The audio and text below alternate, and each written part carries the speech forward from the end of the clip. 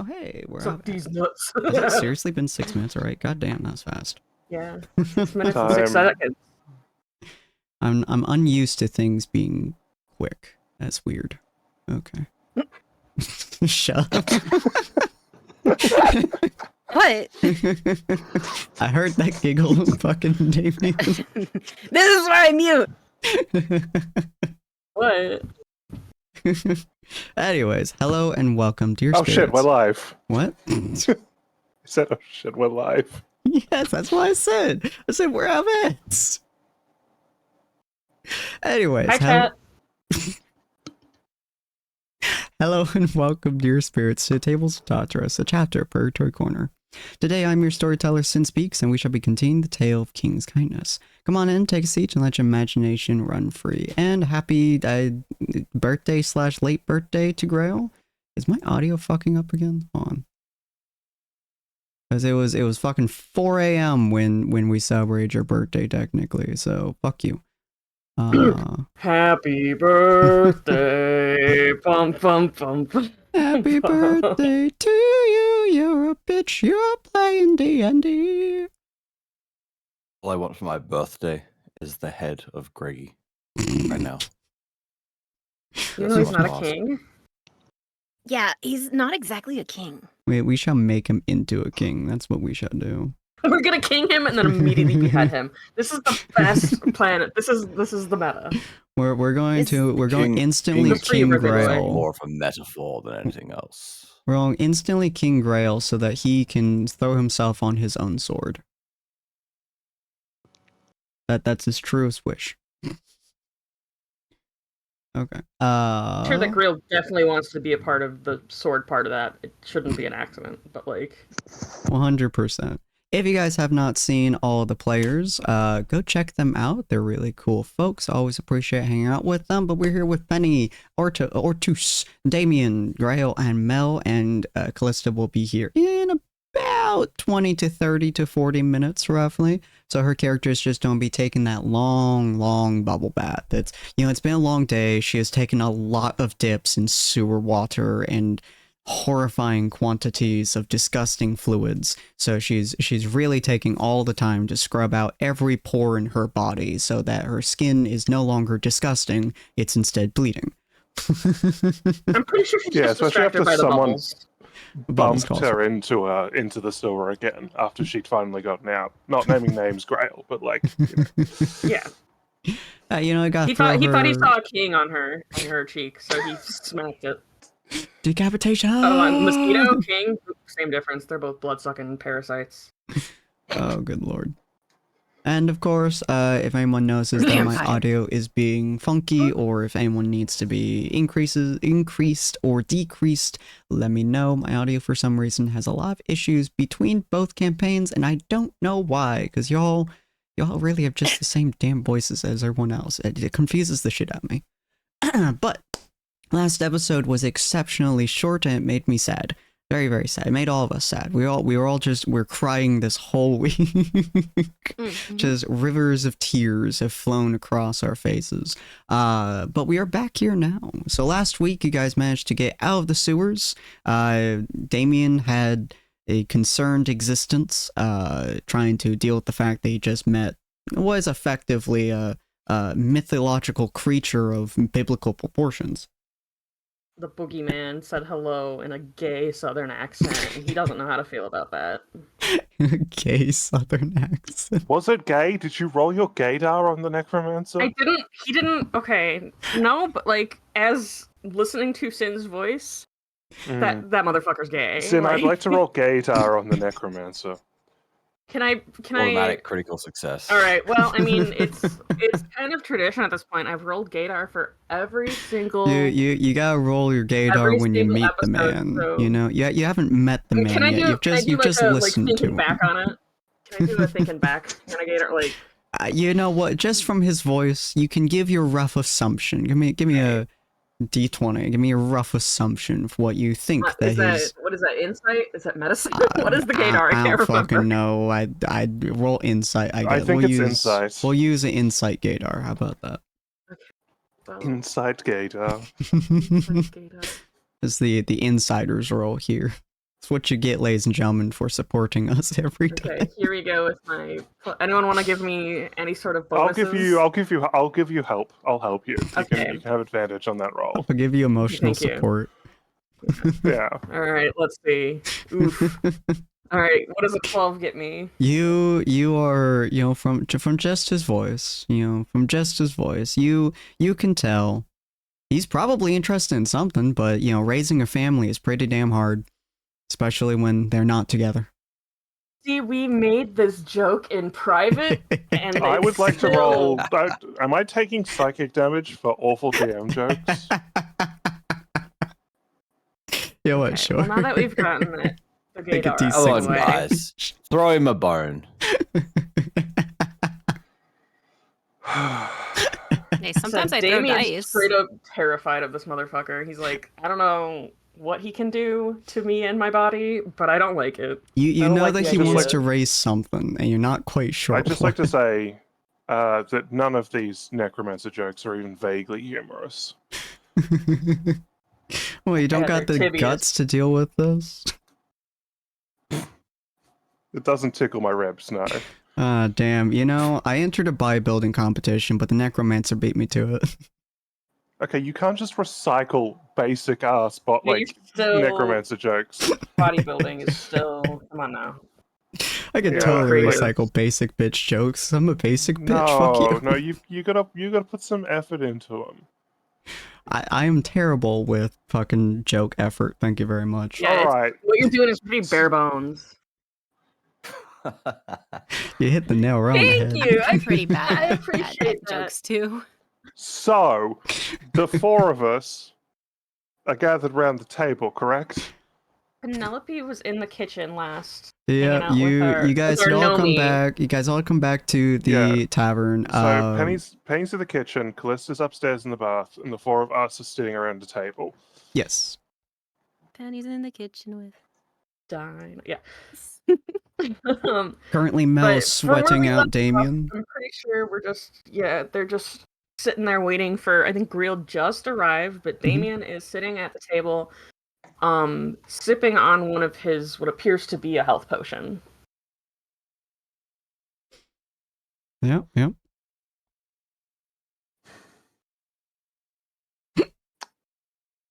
So, I've heard a rumor that those are addictive. Perhaps be careful What? with the amount you consume. Damien looks at. Was Greel drinking alcohol? He drank last Or night. not Greel, I'm sorry, Ortus. Was Ortus drinking? Did we decide that? I believe so, yeah. Okay. Damien glances between, he's like, were you talking? Wait, oh, me? Oh, this isn't that. And he just, I appreciate your concern. I was speaking to Ortus. right. So, are we okay.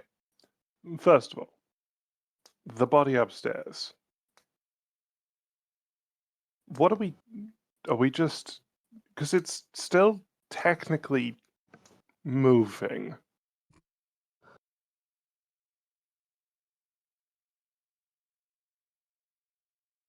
So, do we return it like that? Do we cease its movement? What's the plan?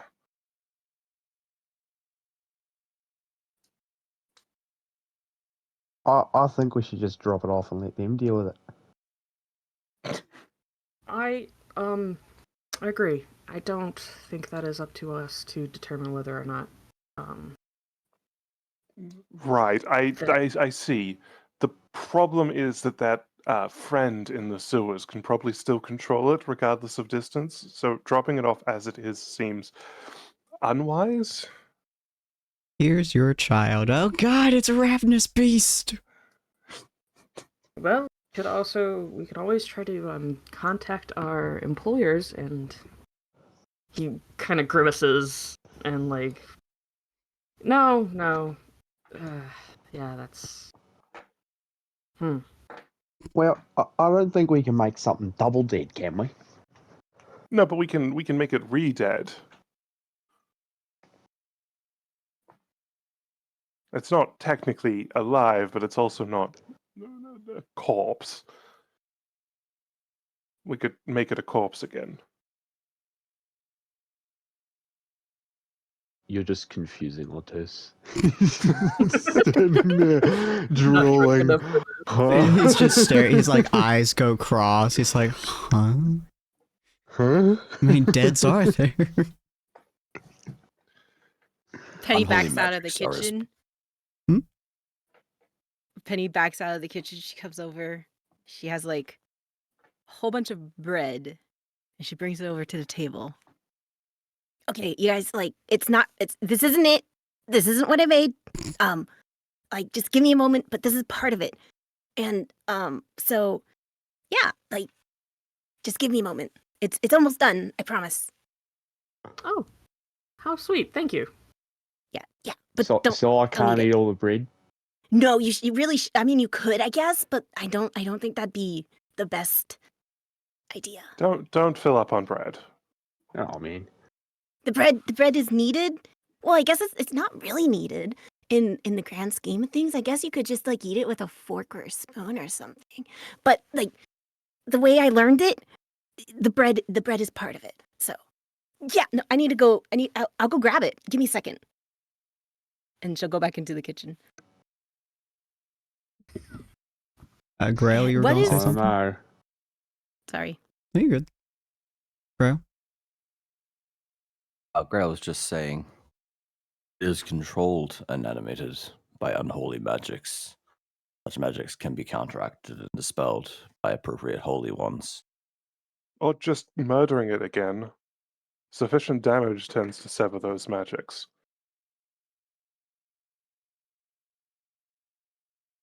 What is violence, if not its own form of magic? That's not true. Um, Ortu's just like All looking at in- the bread, looking up, he's like, yeah. all in favor of Licking his lips. deanimating the corpse.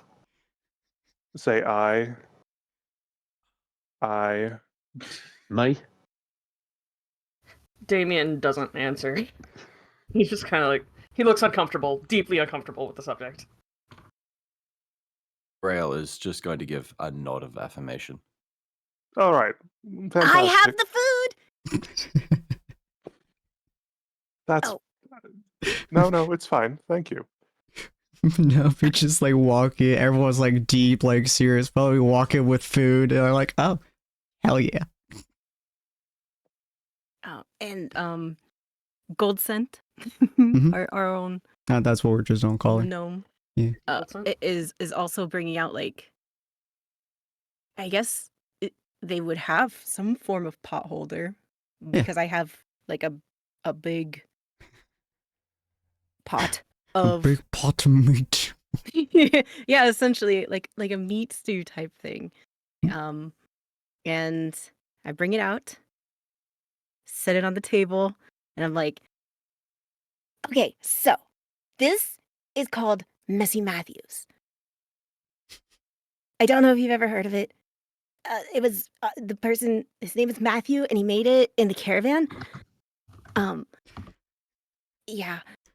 What you do is you take, and she grabs one of the bread rolls. Mhm, mhm. You take the bread, and you like scoop out some of the. It's like tomato sauce and meat and onions and some spices, and you put it on, and then you can like put the other side of the bread on, and it's like it's messy, but it's fun, I think. Penelope, this smells amazing. Thank you. Really? Thanks. Damien was gonna reach for some bread and like this, and tries to imitate what she was explaining on how to do it. It is an intensely sloppy process, but you are able to get mostly on there. I like to imagine that these like massive bread rolls are like, have you guys ever gone to like the Texas Roadhouse? You get those like butter rolls and shit. I'll say I Mhm. have. Oh, you are missing out, Grail. It is the most delicious food on the planet. there's one food that I could consist solely of for the rest of time on a fucking desert island, it would be this food. Like, I just imagine like a big shit of that, and like you open up and you put the meat on and shit. I don't know if that would even taste good, but you know, I imagine it does in this world because I can. So Yes. yeah, so Damien, he takes a big bite and he chews and he swallows, and looks like he's enjoying it. Nice. He's trying to be don't very know. like not. He's trying to be neat about it, which is a little bit difficult. I think Growler would probably just tuck in. He has seen far worse while he has been a soldier, so Mhm. he's not picky when it comes to food. Fair. Mel, do you partake within the messy food of messy goodness? Mel will like gesture over to Goldscent and get a bowl and a spoon and be like, Penny, I appreciate it, but I think I'll just eat it the regular way, if that's all right. And she'll just eat it as soup, effectively, like using the bread to dip into it and stuff, but not in the messy Matthew style of that It's pretty good stew, Is anyone honestly. getting robot from Mel? Yeah. Okay, sorry, I'm like the soup Getting turned robot into a from Mel. robot. just a little bit. I for a Say something? second thought you meant her character was a robot. I was like, No, Mel's perfectly normal. She's so normal. What are you talking Yeah, about? 100% most She's normal the most character in those normal two girl in this campaigns. whole campaign. You alive, Mel? Sorry, I had to step away from the desk for a second, Oh, which okay. may be the reason for the computer stuff, but no. Oh, okay. I was very curious for a Also, second. Mel's not a robot. Not at all. Definitely not. No, Definitely no not. way. She's just a normal human flesh elf. Normal human flesh. Or a elf. normal flesh elf girl. Excuse me, she is an adult human chicken. Thank you very much. A normal human Chicken. flesh elf. That is the worst description I have Come ever on, guy. heard. Come on, guys. Mel's not a robot. Mel is just autistic. God bless. Oh, fair Prison enough. with autism. Let's go. Ortus, I imagine you are the one person who wouldn't care about cleanliness at this table. Yeah, I was about to say I'm eating it and I'm just hogging on it. Like I don't He's care. scooping into the bowl, the pot with his bare hands and With my bare following up hands with the and bread. yeah. You can add cheese if you want to. I think I like them with cheese. So she goes back and she grabs like a thing of cheese, like a little bowl, and grates some cheese into it and brings it out. Do you put the bowl next to Ortus? Yeah. I just imagine Ortus like he scoops into the fucking container, like shoves into his mouth and like scoops into the cheese. But he's just happy everyone's eating. Well, except for Callista because she's taking a bath. I can only imagine how horrifying of a look this would be for Mel, just like staring at this man. Damien's gonna actually take I'm assuming they have plates in front of them. Yeah. He's gonna take a plate and make 2 sloppy joe sandwiches and put them to the side so that there's some for Callista when she's ready. Oh god. Okay, what were we talking about? What are we deciding? We're talking about whether to kill the dead guy. Hmm. Undead. Well, I mean, yes. if he's dead, it's not bad to kill him again because he's already dead, right? We don't know I think if we should just leave him. he is still in there. There is a possibility that Evander is still cognizant.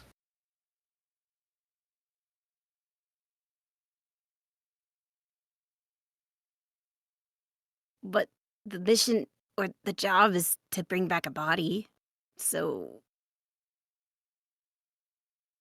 And I know I think we that should let the bodies family move, decide.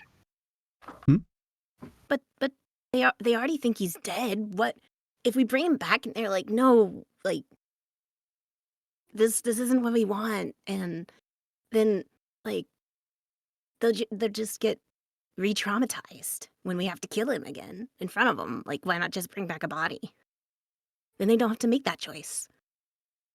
I agree. There is no They don't point even have to bringing know this that the back to them. person is alive or not Knowing undead. that he may be here and not fully understanding the concept of undeath, the risks that come with such a state, is not something we should be pushing onto a person who is not fully cognizant of the threat that undeath and magic pose.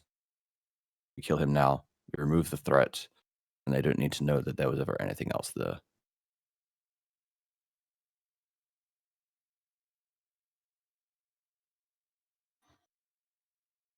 I mean, if that's party decides. Right. I guess that makes sense.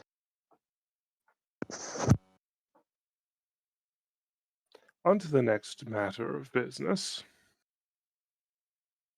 Damien.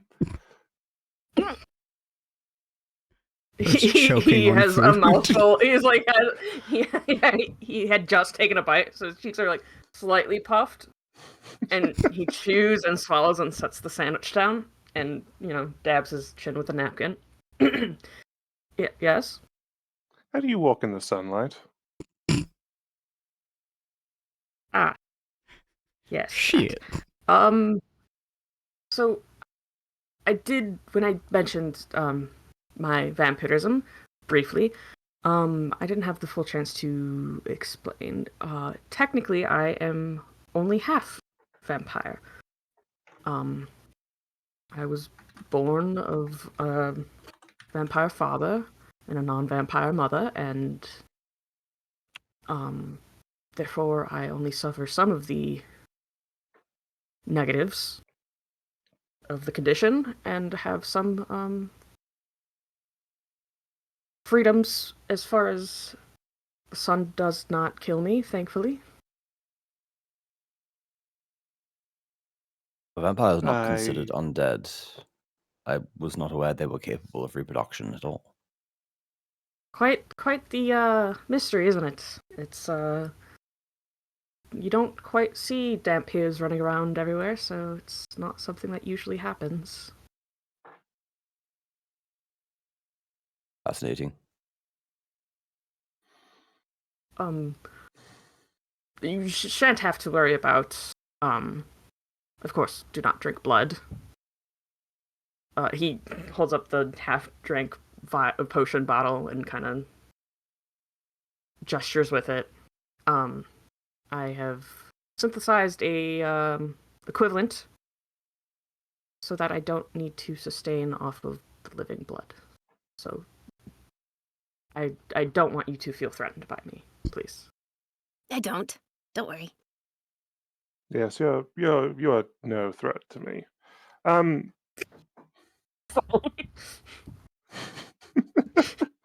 Damn, okay. She said that with her full Well. chest. Okay. Girl has no fear. Love that. I for would her. never be concerned about you. That actually, he actually seems a little bit relieved at that. Coconut water. Indeed, a party of at It's least one coconut water with Asmar. red food coloring. Red dye 52. A was party that, of girl? at least one Asmar and a cleric is more than enough to keep any undead creature in check. He grimaces Yes. but does not argue. Yeah, that's a good I- point, actually. Do any of your characters know that Callisto is a cleric? It has not come up. I mean, she she hasn't did done do anything that fancy cleric-y. as radiant spell. Well, that was Callisto? Mel. Yeah, that was Mel. Oh, never mind. Yeah. Yeah, we don't know about Callisto. Y'all just think she's a fae who uses maces. Okay. She's just she's just an edge and RC gremlin. It's fine. I love She's a that. Callisto's Callista. Callista. Yeah, exactly. Alright. Right, and then of course there is the final matter. Wait, there's another? Yes, our friend in the sewers. Oh. once we have delivered the body, I think we should pay him a visit. Just the one.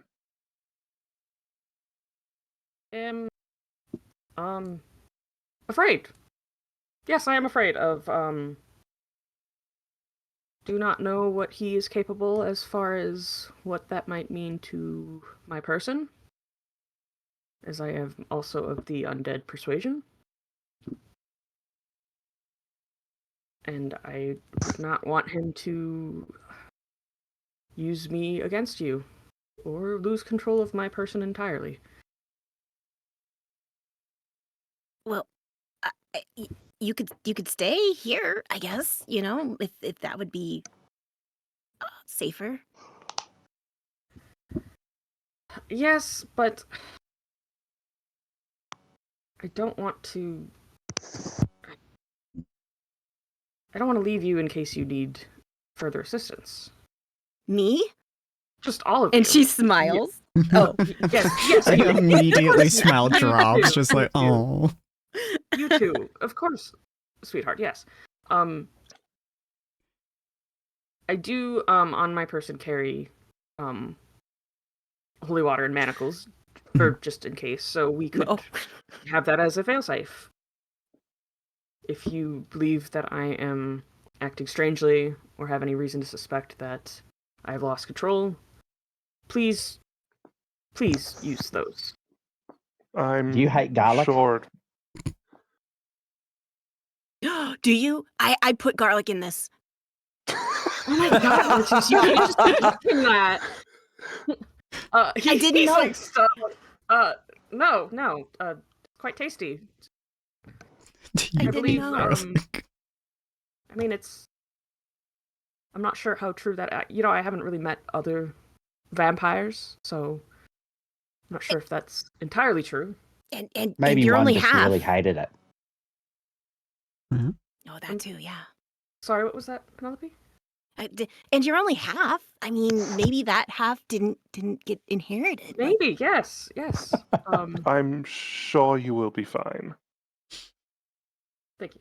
I mean, it's probably really diluted too. It's not like you're eating a whole clove, like nomming on it. Let's just shove one into his mouth and see what happens. Have you eaten entire cloves of garlic, Penny? No. Oh, okay. You just sounded like you. It's not a fantastic experience, but it's edible. Any other questions, I suppose, for my Running condition? water? You watched me pass it? Yes, no, I just... Maybe That was it more causes pain, sewage. but you hide it. Yeah, also it wasn't... Yeah. No, it's in my experience, it doesn't quite affect me. Sunlight is irritating, but it doesn't cause pain.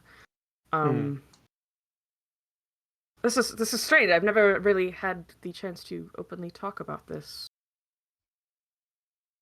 with other people. Most people I would ask just about have stakes to the heart, but that seems That unlikely. seems like that would kill you... pretty much would kill- anyone. It seems like it would kill most anyone, yes. This is true, yeah.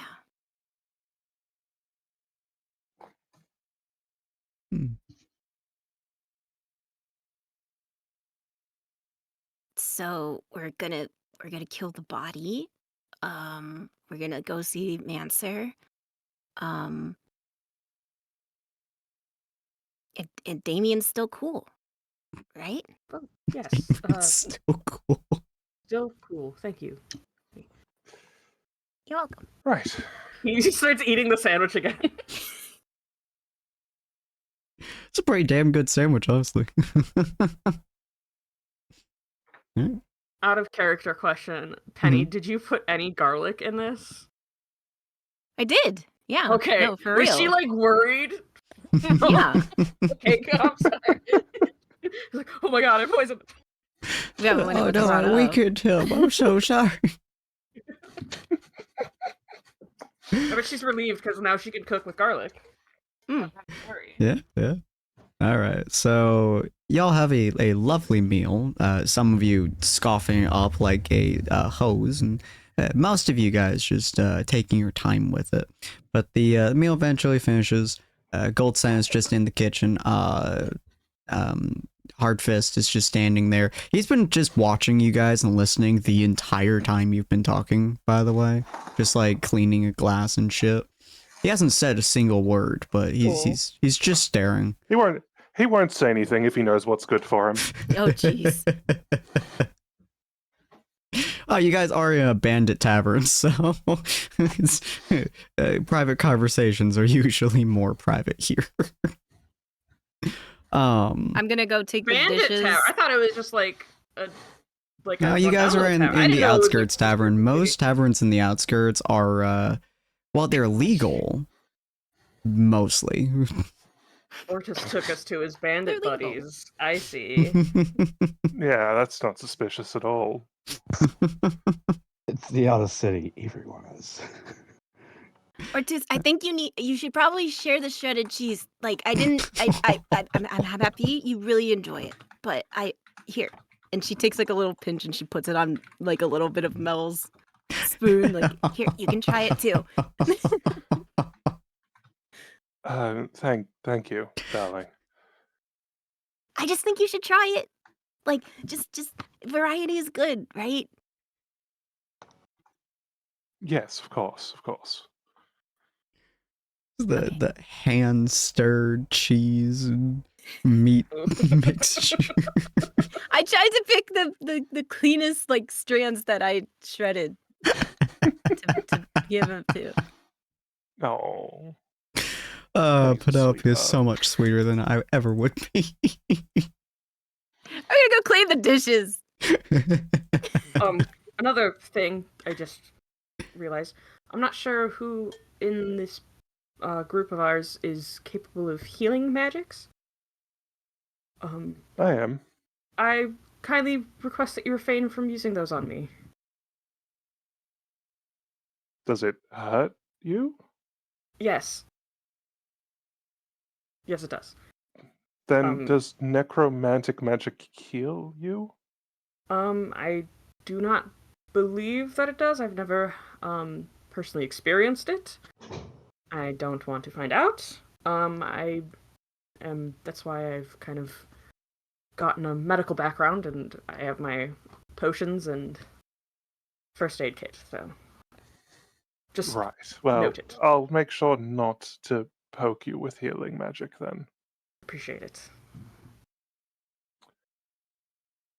Was it Toll the Bell? That was the necromantic cantrip?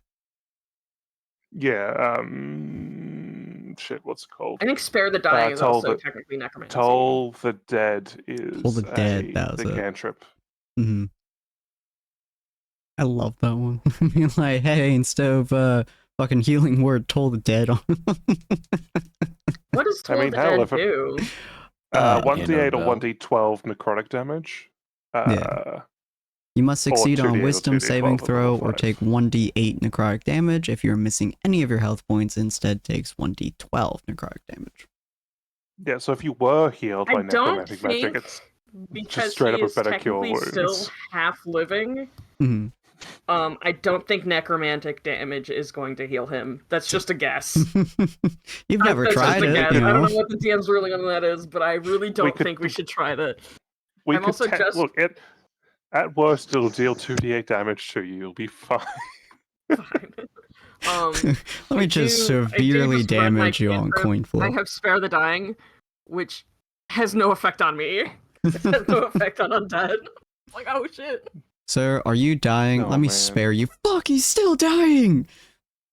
What if I cast Mending? Does that heal you? That does not I- work now. Don't think I am count as a magical You don't item count as or a construct. so, Sadness. I appreciate it. If I'm ever down for any reason, the potions in my belonging should do the trick. I'm ever Like a down. regular Duly potion or the noted. bitter one?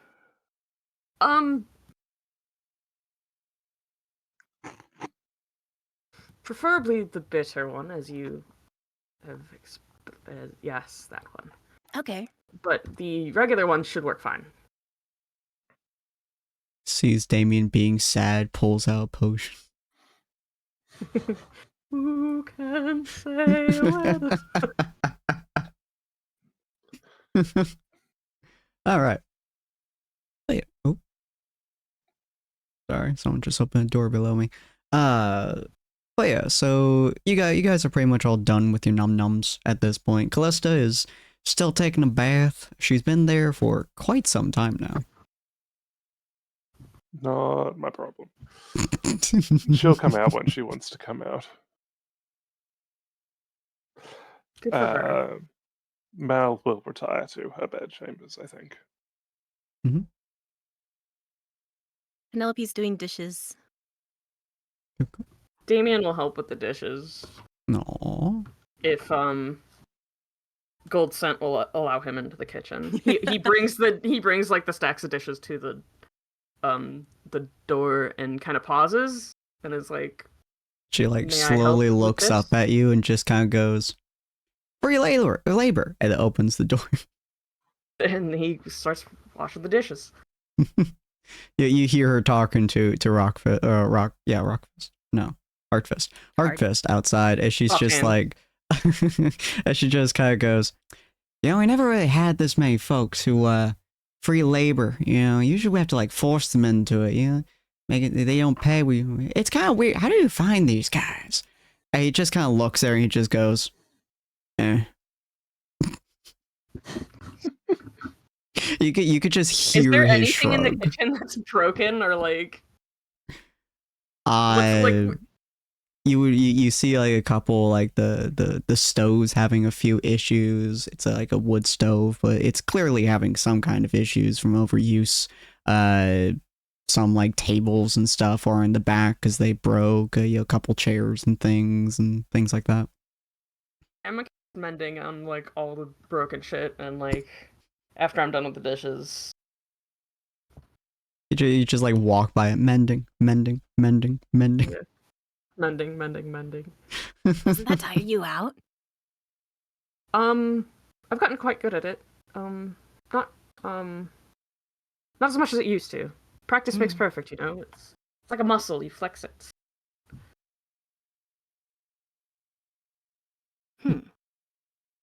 Okay. Well, thanks for help with the dishes.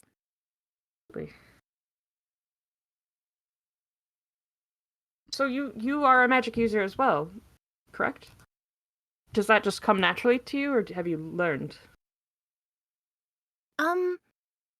Well, maybe I learned. I don't know. But I'm pretty sure How do you it mean? just comes to me. What? What do you mean? What do you don't know if you learned it or not?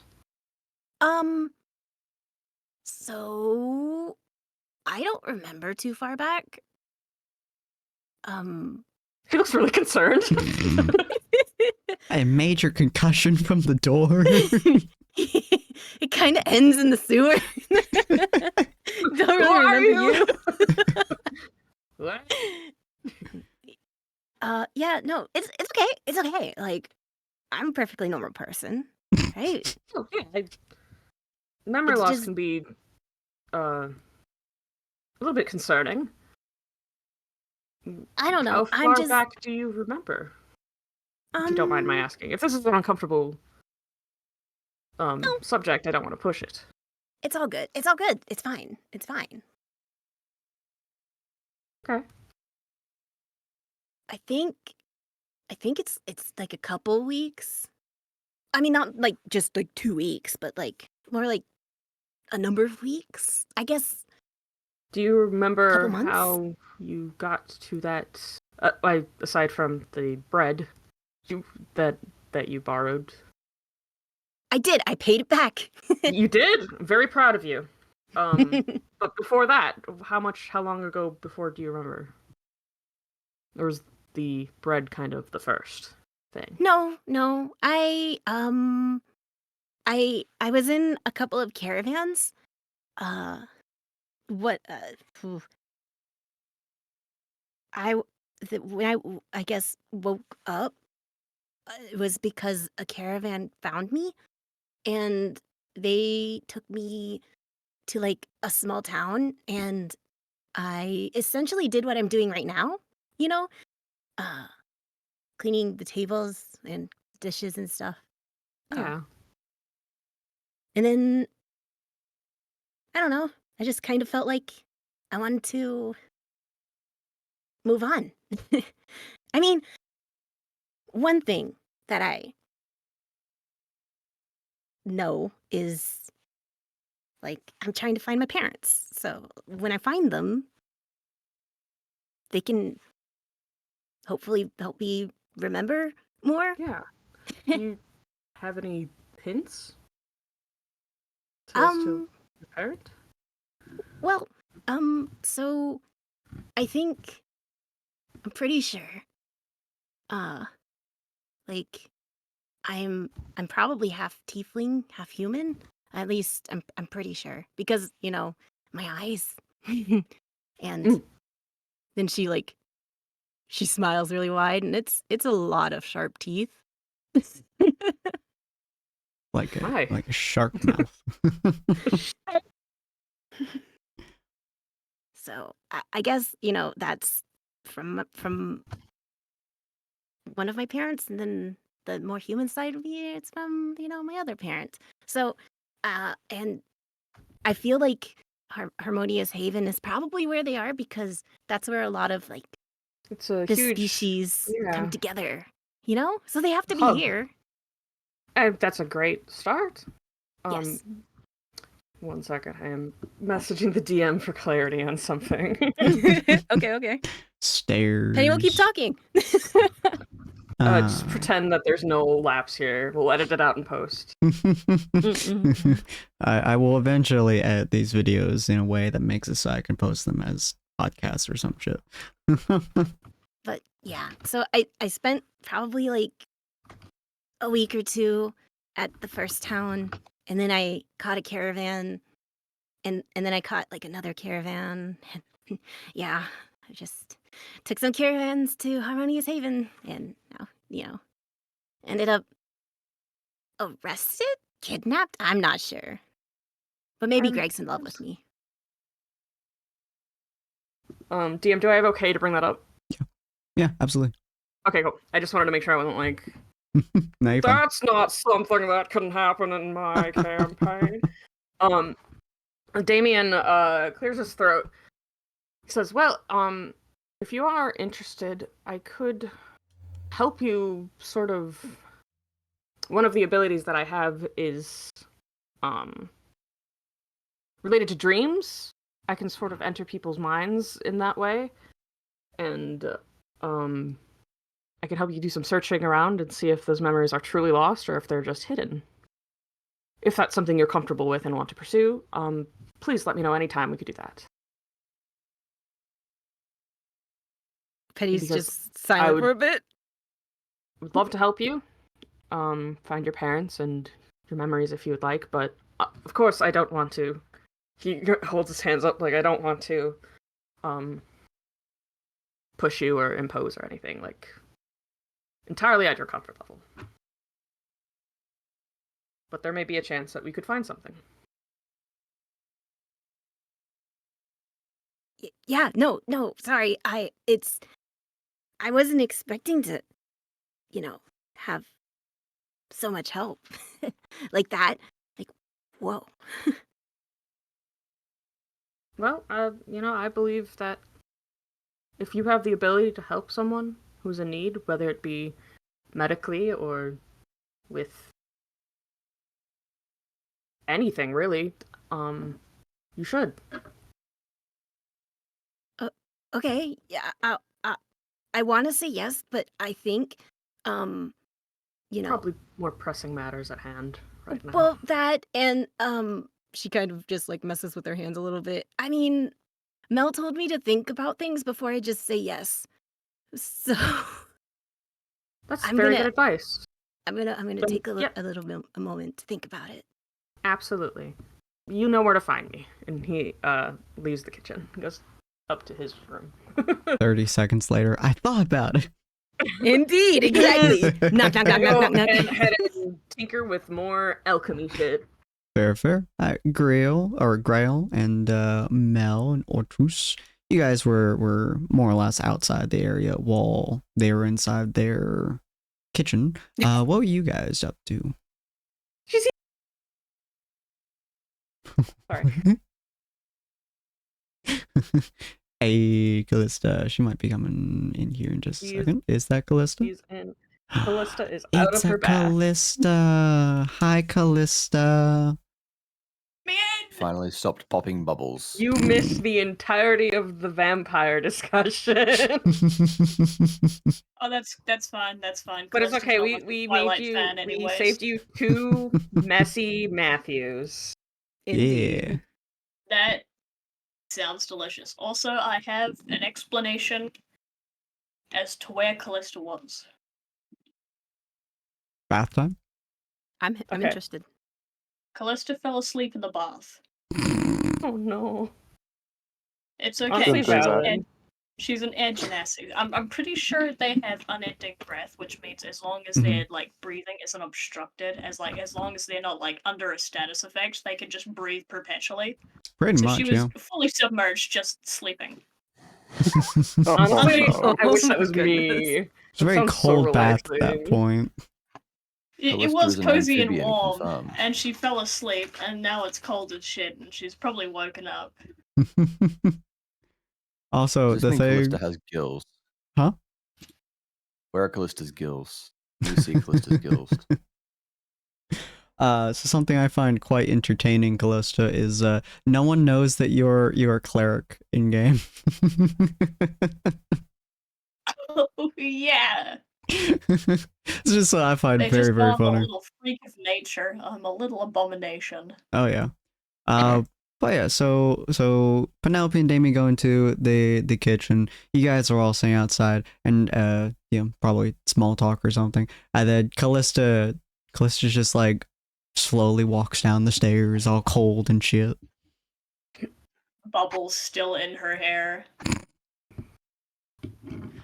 She only barely decided to dress. She was like, fuck it.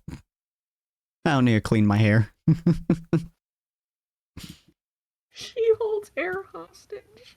Who said that? Beautiful. Chat said that. That's so. It's trapped in my lungs. You're so right. Hey, you guys see her walking down the stairs, what, 50 minutes compared to most y'all's 10? Ortus is none. Yeah. Ortus just like, who needs bats? Alright. Oh dear. As I said, Mal sort of once dinner's done and people start drifting off, she'll just head upstairs and retire to her chambers for the evening. Okay. So, yeah, Mel goes to sleep. Grail and Ortus, what are you all doing? Just fucking arm wrestling on the table or some shit? Yes. I feel like Ortus would try and do that, and Grail would just look at him disapprovingly. Come on, mate. We gotta try. Don't you want to know, mate? As much as Grail wants to be the very serious guy, he is also just a guy. He is a dude. He was a soldier. He does have to know. He does have to know. All right. Both of Are you y'all opposing roll strength me. checks? Yeah, opposing strength checks. We Plus, have you the same just come plus down on to strength. This is completely up to luck.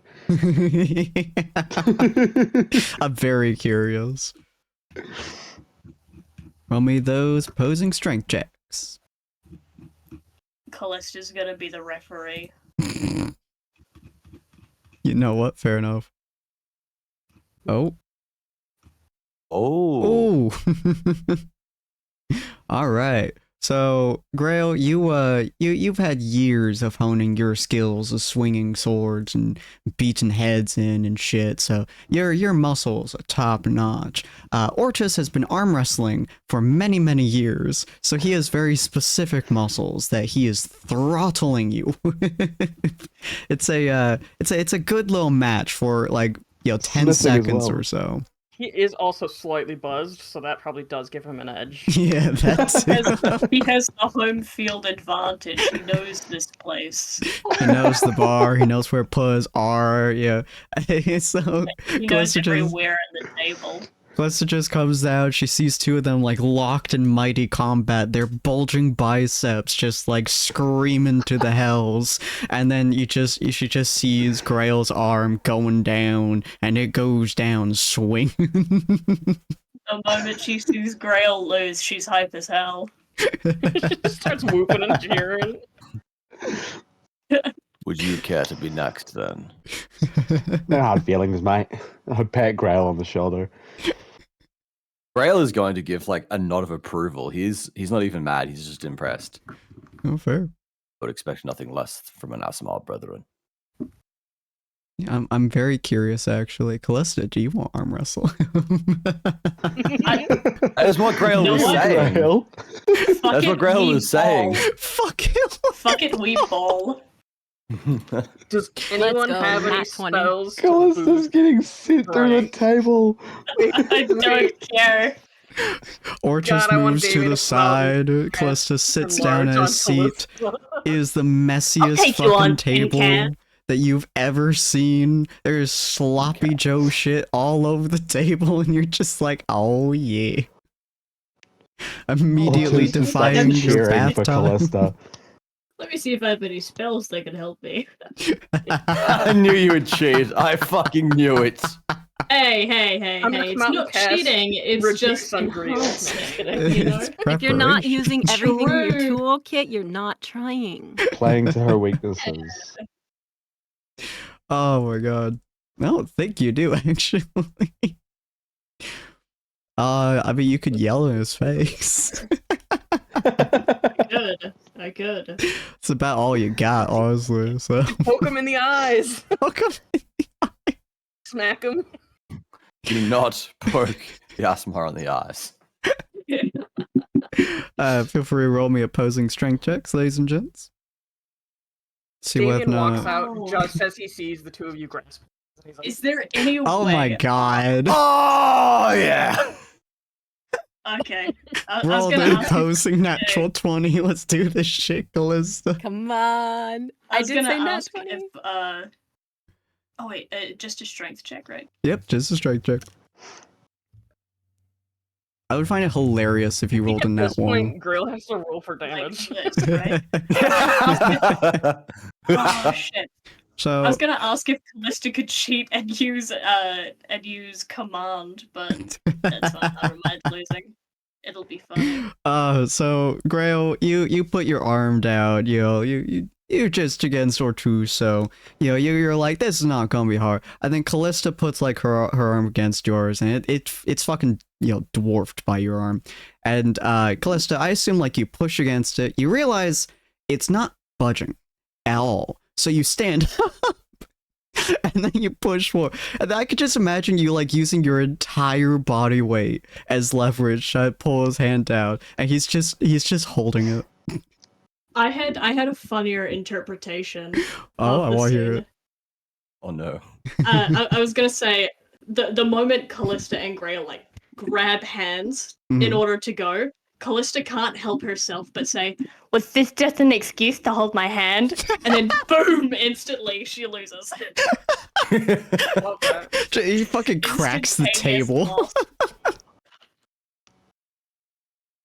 Damien walks out just as he smacks her arm into the table with a loud thud, and he's like, "Dear gods!" Like, he's like, "Did she just fucking assault her? What's going on?" I love the idea that Grail like slams her hand down so hard it like cracks the table partially, and it just immediately lets go like her hand's on fire. Close. Would you like round 2? Oh, hello. Oh, hello. I think she got pulled away. Uh-oh. Oh yeah, Damien, you walk out, you see her hand like partially embedded in the table. Which, considering how much shit is on the table, is probably not the nicest, not the cleanest of movements. You say anything to Grail, Damien? Goes, gods. Like, he is stunned. Like, he did not expect Greel to attack her like that. He's kind of like, Callista, dear, are you okay? Are you hurt? This was her request. I think someone's just a bit shy. He doesn't seem to like being. He's not used to holding hands with females, as it seems. You mean flabbergasted? Just look at Grail and you just think in your head, this man doesn't hold hands? Wild. Death is my only mistress. I had to say the edgy line. Pegged. You see Gold Sun. Ah, okay, hold on. This is the real gaydar test now. I'm gonna really gaydar. Let's do... You're gaydaring fucking Grail. Again, is this insight? Investigation? What is this? Just Perception? be insight. Okay, insight. Grail, Already what's in your done pants? Pegged. Grail, what's in your pants? I'll let you Regicide. interpret that, Grail. Yeah, I was gonna say Yeah, go ahead. revolution. What do I suss out between talking about your mistress like that? With a 17. Yeah, I'll let you interpret that, Gale. How does what does the gaydar say about you with Did that you call 17? him Gale? Gale. Grail. Real. He's now the magic user Late show. night Gale. The Axel 3 DM has reference. spoken. His wrist is limp. Dear God. All right, but yeah. So Grail, what was Damien get from your raw energy? Damien can tell that Grail says this because he is very much a person who wants to keep up a veneer of being both aloof and serious. But he senses that this is not just because of some kind of ego issue. You can tell that this is the kind of person who does not have strong emotional attachments, or at the very least has not for a very long time. There's a hint of sadness in when he says that, as if it is a situation or a way of being that Grail does not wish for, but believes is necessary. Mm-hmm. If that makes sense. Okay. Your gaydar realizes he's kind of sad. Your Gegda realizes there is trauma. There's I mean, I'll be trauma bonding over here. Gaydar, gay means happy. His happy dar is not going off. It's true. Yeah, that's fair. That's fair. And then Callista Grail asked if you wanted a round 2. It was very condescendingly, I may add. Very condescendingly, after just completely brutalizing her, just very condescendingly asking for a round 2. You know what? I am down for a round 2. Oh my goodness. Second person with a concussion. Let's go. Damien's Yeah, gonna come sit We're at going the for the table and second round. watch. What was that, Damien? He's gonna come sit at the table and watch. He's like, I might need to do some healing here. Callista, you pull your hand out of the embed in the table and just like move it back into place. All right, both of you roll me opposing strength checks if you'd like. Oh, can I do a little trickery this time? You know what? What was the trickery you'd like to do? I would like to quickly try and use hold person on Griel the moment we touch hands. That's so mean. It is. Let me look at that real quick. So I'm gonna need a wisdom saving throw from Griel. Does Grail get to know that Callista is up to any kind of trickery here? 100%. The moment, grin. yeah, the moment that you would make this wisdom throw, you would know that she's trying to paralyze you. All right. DM, I sent you a DM. Huh? Just In the DM's FYI. DM. Damn it! Well, if that is the game we are going to play, Oh, it's almost like no. strength is his strong suit. I will roll. He's I very will roll alert. my opposing strength check. Fair enough. 15. It's not bad. Uh-oh. 16. Ooh. It is. Hey! This time is a hell of a struggle. You realize that she was trying to paralyze you, and I also don't know how you feel about that, but it's a struggle this time. You guys go back and forth. Is shockingly an actual round this time instead of a stray ass massacre. And Callisto is now actually maneuvering your hand down for the first time in forever. And it just keeps going down. It swings back to the side, and then she uses the momentum to slam it into the table, successfully winning somehow. Take that, you big grey tin can! A nice little trick with that spell right there. Best of 3. And then Grail would like to use command and just say, apologize. I believe that's a wisdom save. Wisdom save? Okay. Double check. Where is that? Command. Oh, I got a +6 to my wisdom save on me. God damn That's it. a cleric. Damn it. Apologize for what? I don't know what you're talking about. You know, it's a very good thing that you won that arm wrestle because I was going to use Wrathful Smite as soon as I slammed your hand into Oh the my table. god. Fucking Jesus actually Christ. breaking the 3. fucking 2 of 3. Oh, well, this is a tie, so I mean, third time's the charm, I suppose. Who wins, who loses, who tells your story? I don't think Grail would engage again after what she tried last time. That's a good point. That is a very fair point. Scared you're gonna lose again? Ooh, the chicken tactic.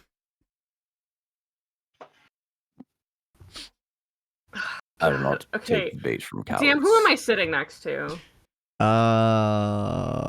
You would be saying between the two of them. Okay. You're calling me a coward, but I just took on the biggest guy in the room and won, by the way, so... Mm-mm. Yeah. Nah, mate. I'm the biggest Nah. guy in the room. Or two's just coughing. Yeah. Even Grail is just going to comment. Oh, you wish to take on the biggest guy in the room. I'm gonna real subtly. Otis. I'm gonna put a hand. I'm gonna gently tap, Grail's shoulder, like, "Hey, like, we're friends here." And as I tap him, I'm going to bestow. I'm gonna cast Enhance Ability, and secretly, if I can, and I'm going to enhance his wisdom, so he has advantage on wisdom checks now. What the hell? Let me, The whole squad's against me. Callisto Mischief Maker's getting put in her place. And then at the same Jesus time, Christ. I'm going to, for funsies, right? Mhm, So I mhm, cast. mhm. Oh, I actually did that. Cast. How do I? Hold on. Yeah, I cast that.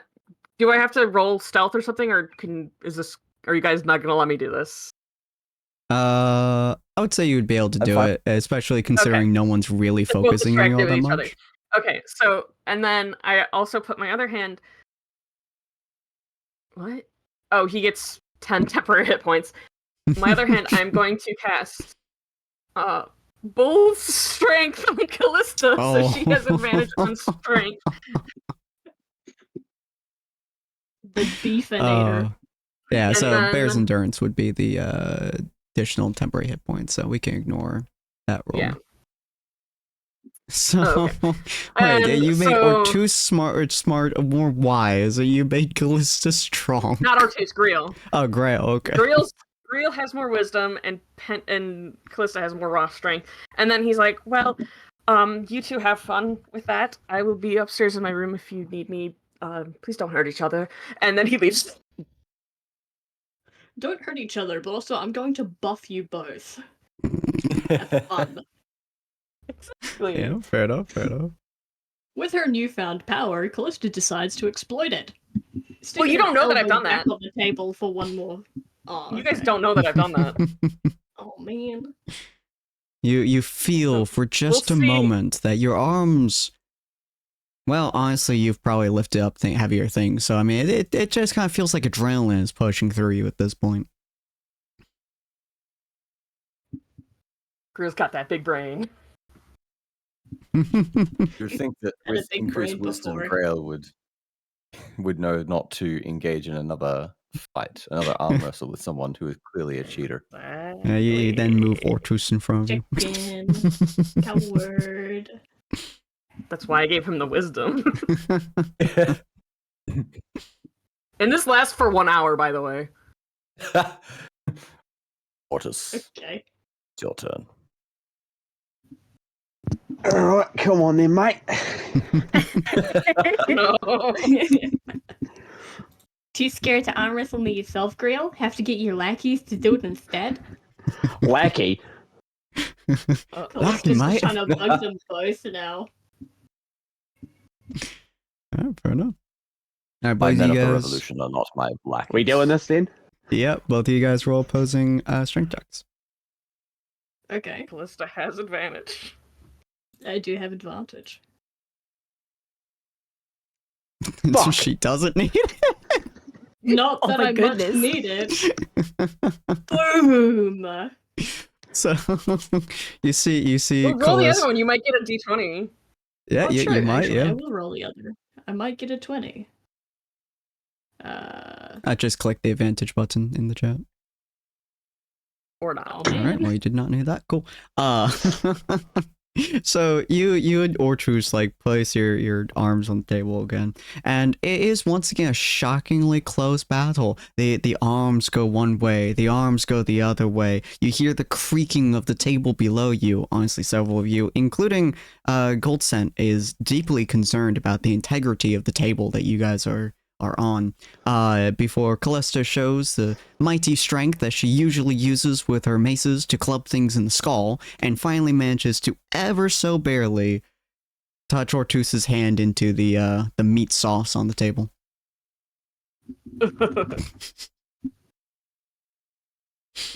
And shockingly wins the battle. So, now I've taken out the biggest guy in the room. Any I was other going easy on takers? you, mate. Let's go. That's what they all say. Grail is just going to assume that she used some other kind of trickery on Ortus. Because he doesn't know about the enhanced Technically not ability. right. Yeah. Technically not. Stability did nothing, man.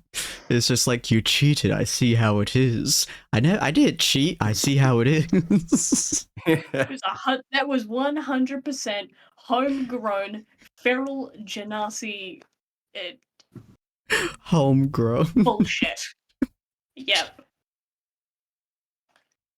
Fair enough. You see Goldset just like staring at you guys. The solo looks at the table, just goes, "You're breaking my table, fuckers! Move!"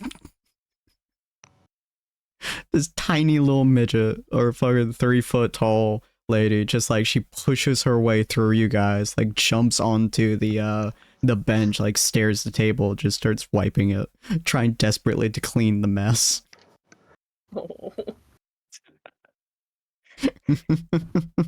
She should clean orders next. She ain't touching that motherfucker with 12-foot pole.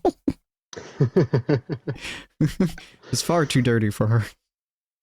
DM, I would like to take a long rest right now and regain my spell slot because I used both my second level spell slots on that. My assumption is that you guys will be heading to rest now that you guys have gotten a good meal. Most of you guys have taken a bath. It is time for a sleepy snooze. At least that was my assumption.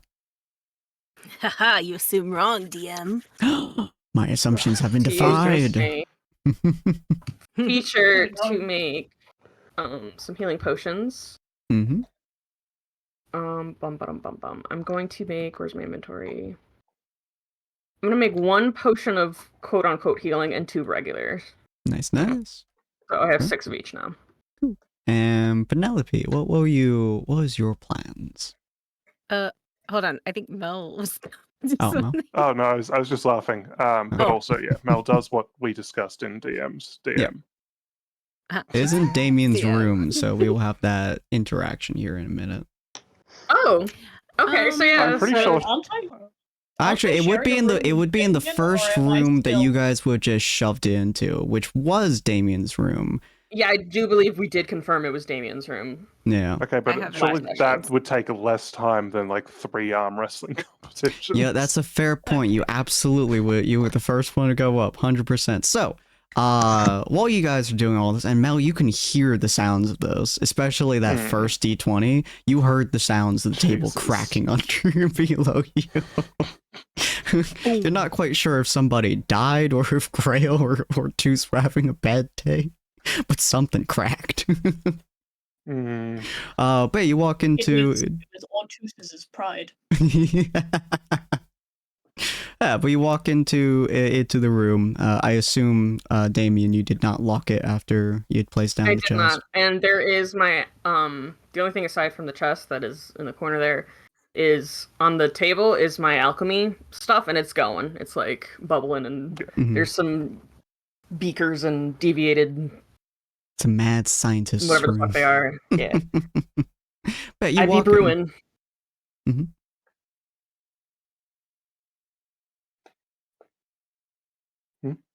I said you walk in and you see the chest. Yeah, so I'll pop the chest open Okay. with Old Maid inside it. Nice. As you open up the chest, and you see, like, he kind of like looks up at you, and you see as you look into his eyes, like a flicker of, like, I don't know what you would call it, like not recognition, but like I suppose sentience would be the closest word. But he looks up at you. He just kind of goes, "Wait, who are you?" What's his last name? Fuck. I 1 posted second. it somewhere. Yeah, posted no, in the it's in NPCs. that character. NPCs. Lord Moraine. Moraine is. Yeah. Yeah. So Mel closes the door Mhm. and sort of makes sure that there is, and then locks it behind her as well. Okay. And sort of looks down at Evander, Mhm. and sort of light dims in the room as she sort of does what she manifests Mhm. herself, as it were. Evander Moraine, answer me. Are you in there, or are you truly gone? He tilts his head as he looks up at you. Who are you? I don't know what's going on. And yeah, you can Tell feel that in he's gone. your heart of hearts. Yeah, he's gone. You don't know what this is. Like it sounds like it's him. It seems like it's a conscious imagery of him, I suppose. But yeah, there's nothing there. Yeah. She will reach down then and sort of place her hand on his forehead. I'm sorry. And cast Inflict Wounds at the 3rd level to kill him. Damn, son. Yeah, Make that sure will. he dies. 3rd level on a basic bitch person. Yeah, no, he's there's not surviving. You don't even need to roll damage for that's what 6d10. No, 5d10. Yes. No, 5d10. Yeah, 5d. I mean, if you want to roll it, just see the number. You're welcome to. I They're do all want to roll. ones. God, that'd be funny. How do I upcast on this? You know what, fuck it. Let me just click the D10 button 5 times and then hit roll. Oh, I thought I Ooh, put... Jesus Christ. that is a painful roll. not the highest, but oof. Yeah, Yeah, it's about 50%. Let's see, what does the description read as?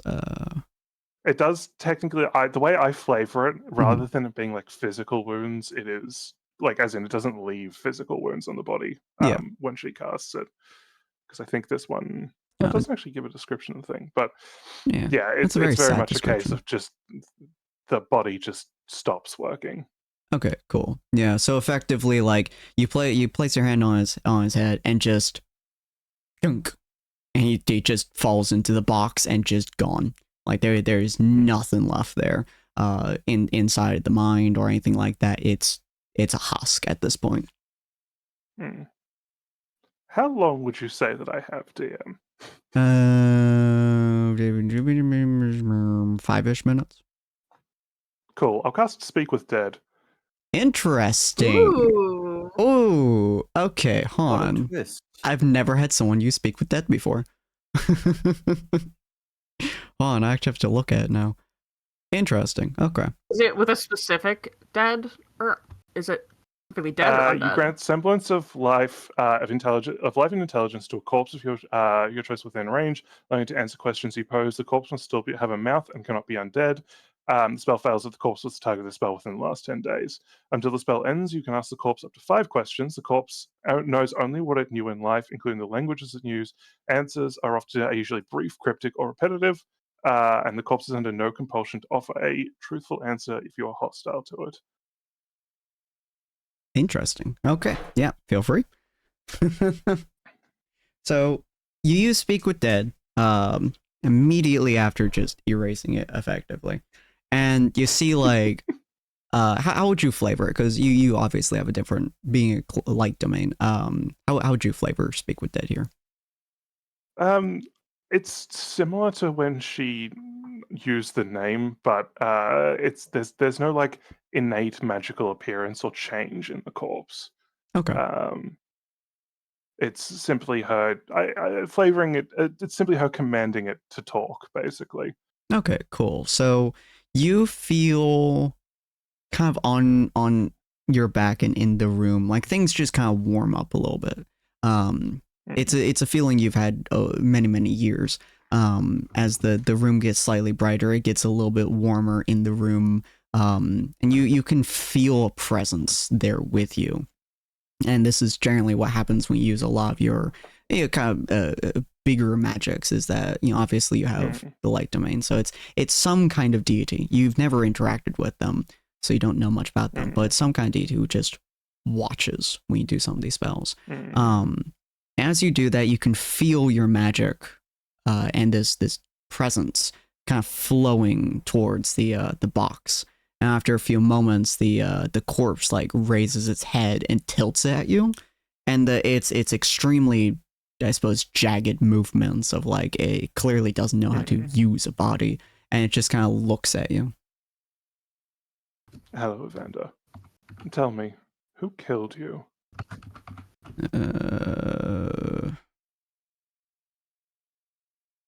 Creature, human, kind of.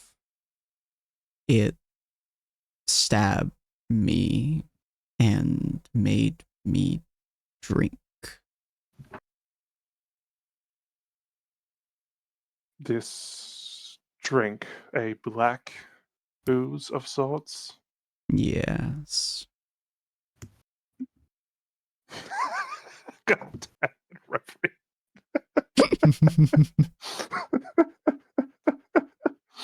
Also, Right. I don't know if it is pertinent. Damien's belongings are there on the table, including both vials of the goop. Oh yeah. Yeah, in Those that are case, in the room. She will Mhm. pick up one of the goop vials and like gesture briefly. Is this what? Yeah, this liquid. Mhm.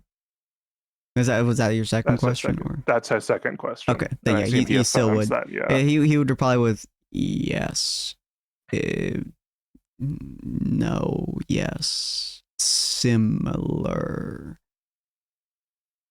Right.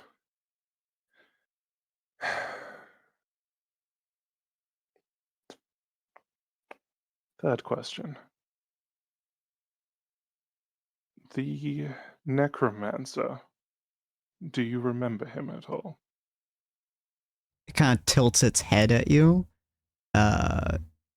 Clearly not understanding the question exactly, but goes,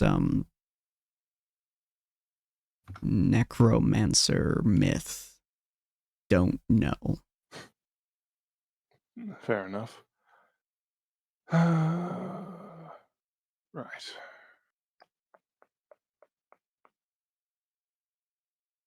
And at this point, you'd be hearing the cheering of Callista Yeah. beating Rail. You're okay. We're not going to get anything more out of him in relation to that, because it's clear that he doesn't really remember much, sort of, up until his death. So, your sister, what is your relationship like? Was like?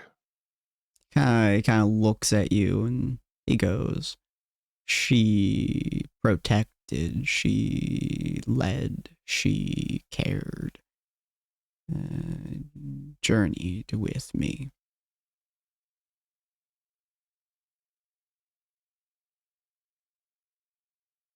Journeyed with you? Wait, that's shit. Fuck. Was that a slip of the tongue on Mel's part or yours? On my part. Okay. Because so he said what? Wait, what did he say? He said she protected me, cared for me, guided me. She journeyed with me. actually, yeah. So in that case, fuck it. We'll make it a slip of the tongue on Mel's part. Journeyed with you. She was my only one who truly cared. She guided me everywhere. She made sure I didn't die too quickly. And then disappears. Well, it doesn't disappear. It clumps to the ground. Yeah. The spell ends, and I will. With that, I will place the vial back where it was. I will close the chest. I will unlock the door, and I will leave. Mhm. Just as Damien's coming up the stairs. Yeah, you hear Damien like going up the stairs, like you hear him like touching the door, and Damien, you notice it's locked. He tries the door. Mhm. So wait, is this while she's still in there? Yeah, she locked the door. Oh, I thought she was leaving. Yeah, I thought I was leaving. Oh, Was the point not fully that I was okay. leaving? So yeah, you will have unlocked the door and probably opened it right to Damien stepping up to the top of the stairs. Oh, hello. Hello. I assume you took care of that. Yes, I thought it best that no one else get involved. Probably, yes. Thank you.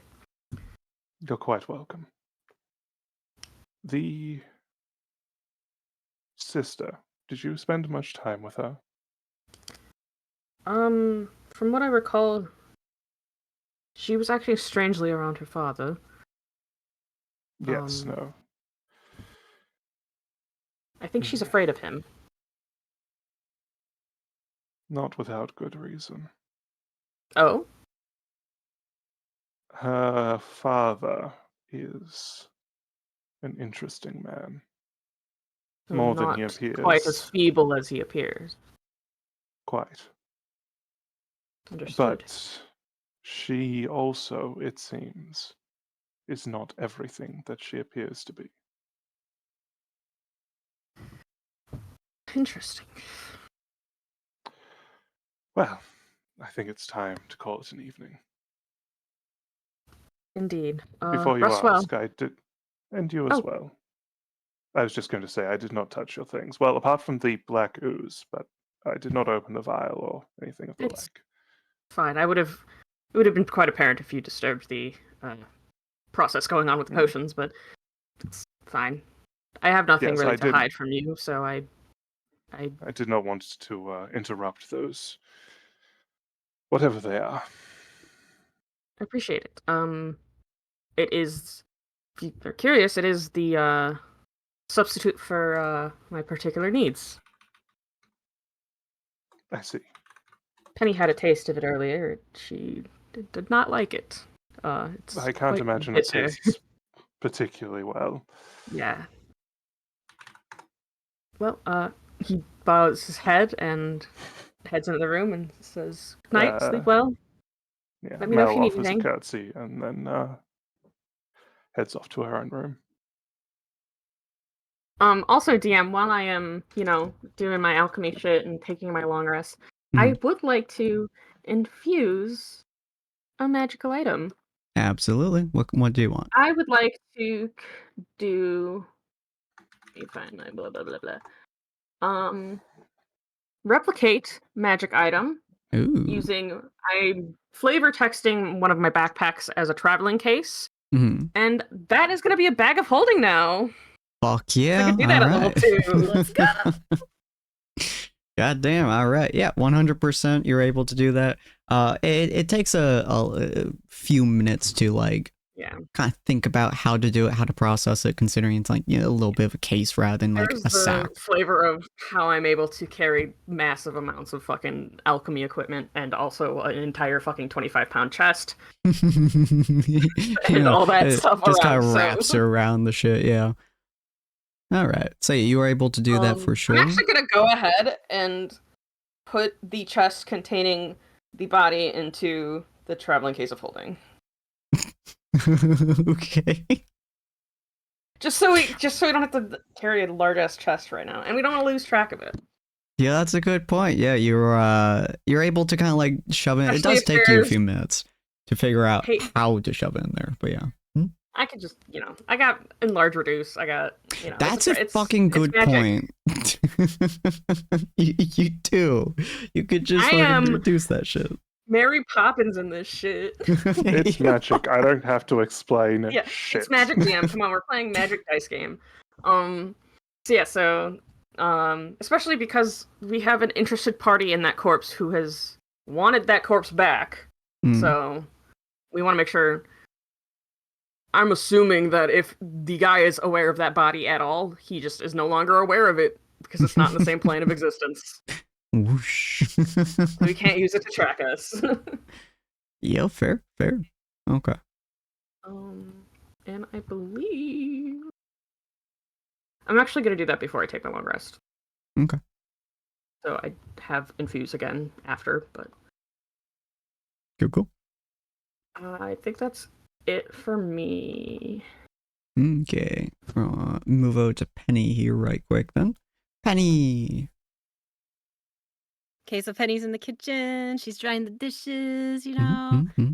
And then she says to Goldson, she's like, "Hey, I'm just gonna go like out the back and toss some of this like refuse, the trash."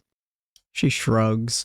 Look, lady, I don't know why you're so passionate about coming to my kitchen, but like, as long as you do some of the chores and shit, this kitchen, as much as yours is mine. I don't give two shits what you do, okay?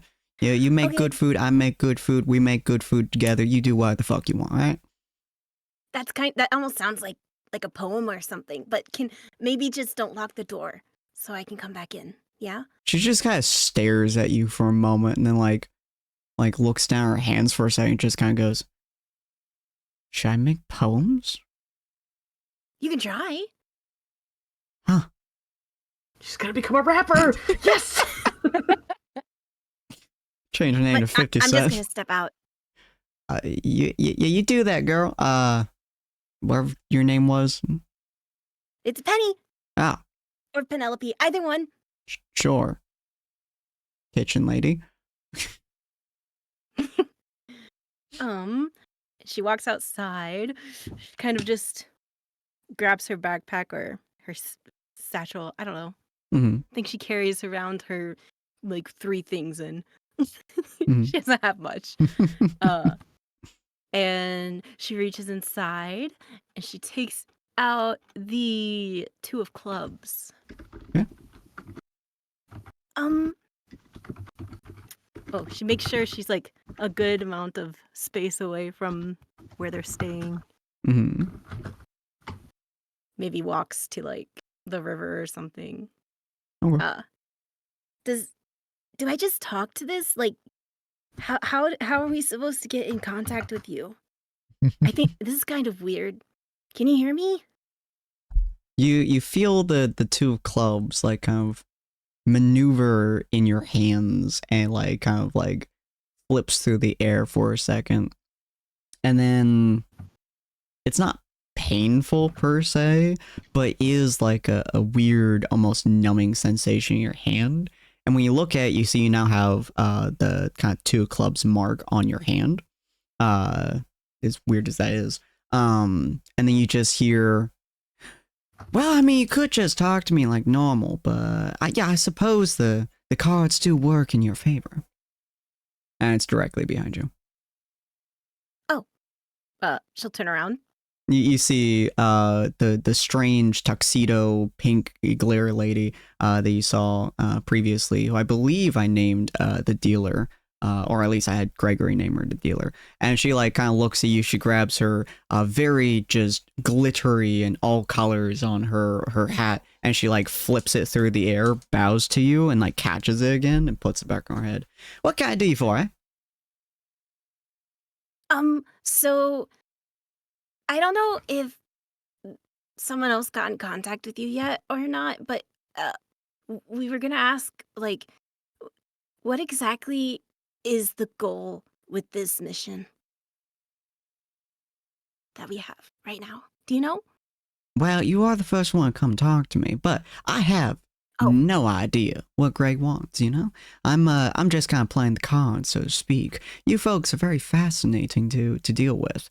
But I believe Greg, the way he wants me to keep track of you and all that, is he just wants to make sure you do what the family says they need to do, and then, well, then he has another mission for you. Maybe you'll deal with death and destruction and pain, but who knows? All I know is that I get to watch. Okay. So another question. Yes. Is this permanent? Oh, I mean, it She can looks be. at her hand. I can move it somewhere else. That's why you want my thigh. I can give you a thigh one.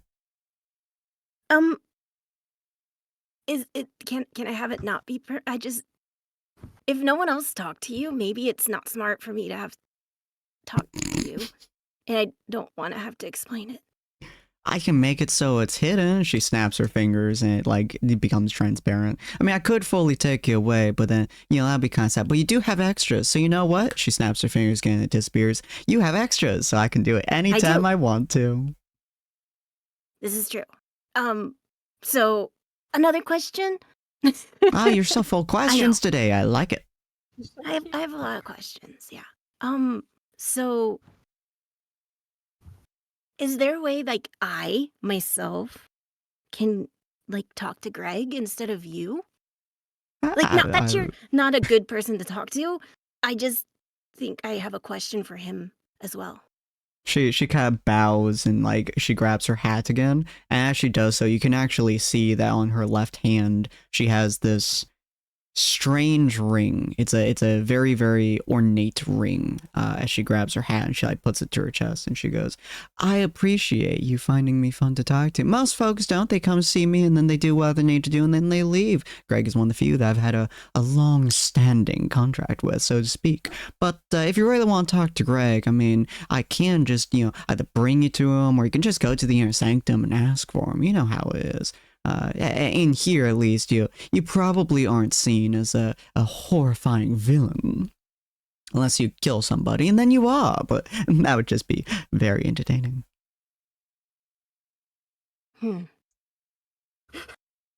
Wait, so you could just bring me there? Could you bring me back? Like right now?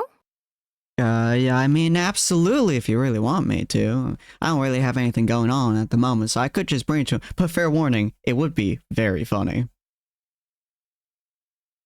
Do you think maybe Oh, he no. would find it funny? That'd be cool. No. And then she snaps her No. finger. And you are immediately like directly inside of what appears to be a ornate restroom of sorts, and you just see him like sitting there in like a bath that's like filled with all kinds of like bubbles and shit, and he's just staring at you as he's like washing his hair, and he's like, what the fuck? Oh, sorry. And she like And you puts her just hear hands. giggling in the fucking air. She turns around and starts talking to like the wall or something instead. Uh-huh. I had a question, and I didn't mean for it to, I was asking for like a meeting. I wasn't sure if it was gonna. I'm sorry. This is so much funnier, sweetie. And like the voice just disappears again.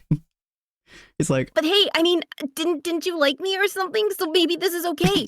Like she's just getting more and more desperate.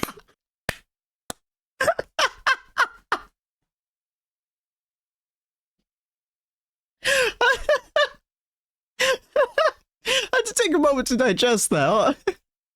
Okay. I'm just over here like, oh, he's calling her sweetie. Okay. Dealer called her sweetie.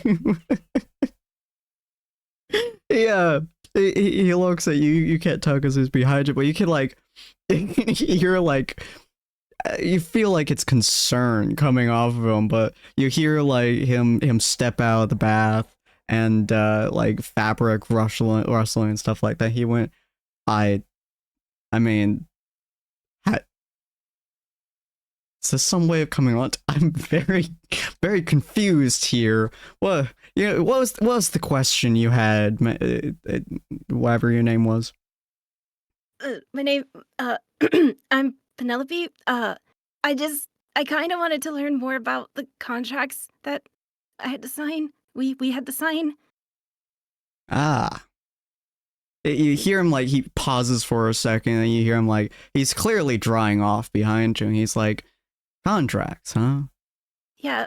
How did you like make it?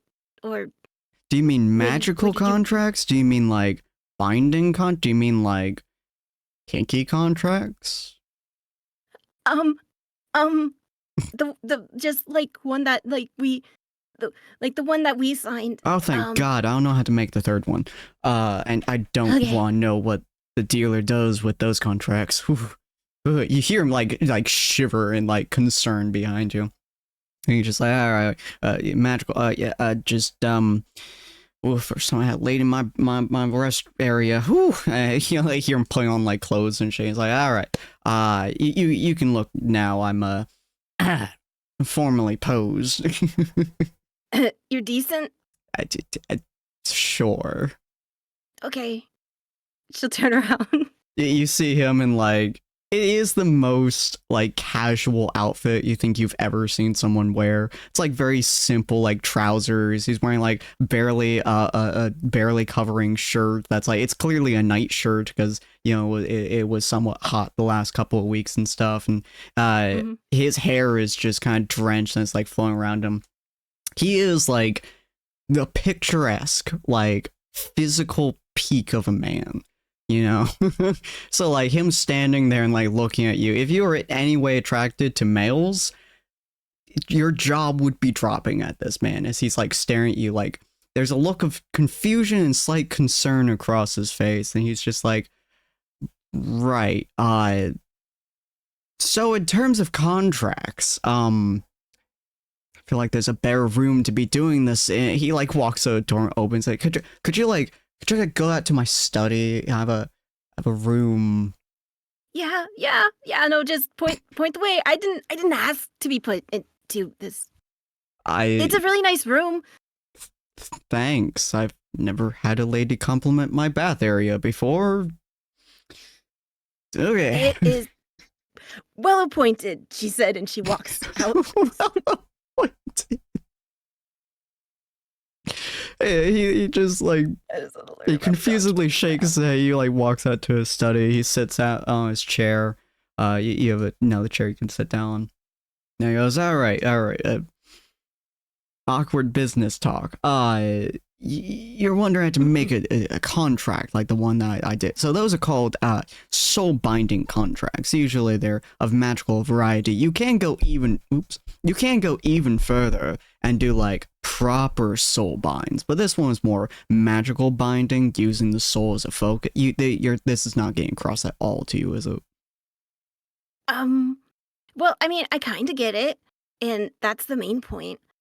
Oh, good. Like, Okay. there's no way to like actually like break it or something, right? There's way of breaking the magical binding contracts. If you make a soul bound contract, like a Fae often does, no.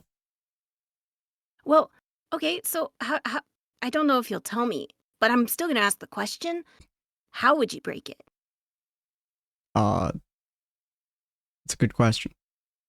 You seem like legitimately like kind of like thinking for a second. He's like, oh, I suppose I would just go to either a more powerful magic source, or I would gain the power to do. I have no magical potential myself, so I don't really look through those contracts much. But I mean, like, we had the dealer here, and I don't know what she is exactly. She's just the dealer. So yeah, I get some interactions with her, and I make some deals with her, and most of the time I offer her something, and she finds it so unbelievably entertaining that she gets something out of it, and it's a win-win situation. For So- you, I don't know what you would have to offer. It's a problem. So she's the one who makes it? So am I asking the wrong person?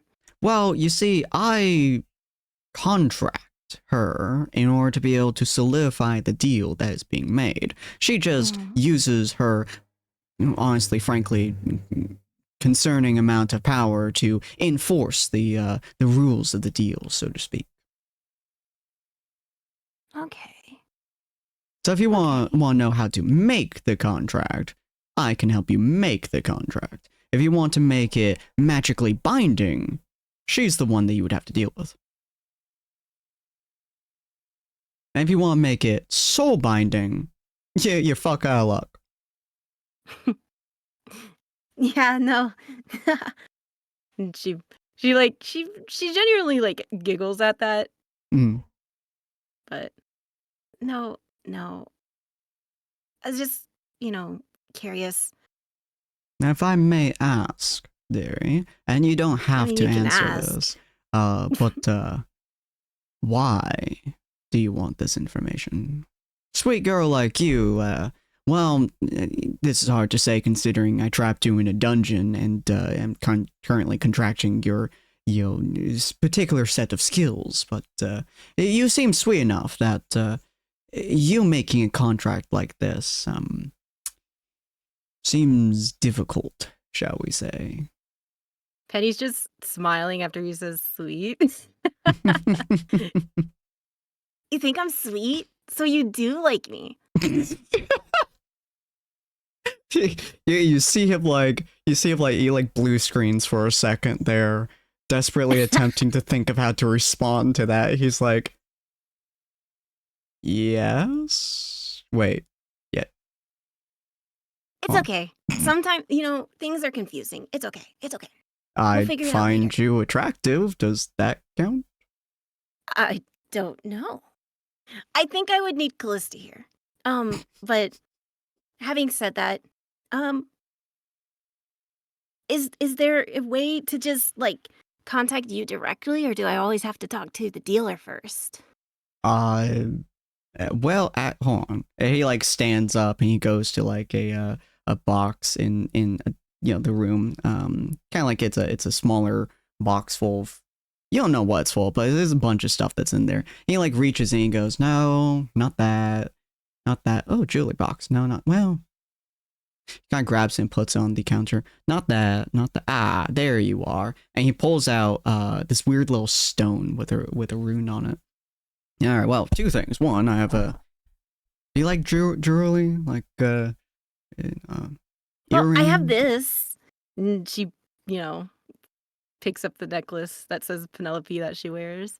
Oh, this is kind of the thing that I use for my magic. it's shockingly plain. He like grabs. I think my dad gave it to me, so Oh, maybe be a little nicer. well, men have no taste, unfortunately. Neither do I. But I got this from some of my female friends, so actually, I don't know if they were female. I don't know what they were. They might have been fae. Anyways, he like walks over with this like small chest of trinkets and stuff, and like bracelets and rings and other stuff. He's like, here, earrings, and he's like, here, take one of them. You really just underdressed for the entirety of the inner sanctum, so take one, please. Okay. And she'll grab a bracelet, just a random one. Cool. It's a very pretty bracelet. It's like it's gold colored. It has a nice heft to it. It's like it goes around pretty much your whole wrist. Weirdly enough, it like seems to like shrink down to your wrist size as you put on, and you can take it off super easily as well. And he's like, cool. You are less underdressed. Yeah. He puts away a thing. He's like, all right, well, if you ever want to contact me directly, he hands you the rock. Feel free to use that rock. That will allow you to use the spell sending in 25 words that you can send. It resets every day. If you speak into it that you wish to call me up, you can say to it. The sending stone on my end, he reaches into his pocket and pulls out one, will open up a mouth of sorts, and it'll talk to you through a direct communication, but usually the sending spell is more than useful enough. Okay, yeah. Thanks for the bracelet. Oh yes, no worries whatsoever. I honestly have so much jewelry in my house that it's just nothing that I can really do with it. I can't really sell it because, well, less money than I have, and can't really use it because it would look weird. Also, some of them don't fit me. Okay, do I just walk out, or maybe do I call the dealer again? Yeah, I mean, I guess you just kind of walk, and then as he like turns to like gesture you towards the door, you just vanish, and you reappear at the lake that you were just at. Okay. Well, that was something. And Joel, go. You just hear in your head, "Told you it'd be funny," and that was gone. So the two of clubs card is, or was it clubs? I don't remember. That one's gone, right? Yes, that one is now gone. Okay.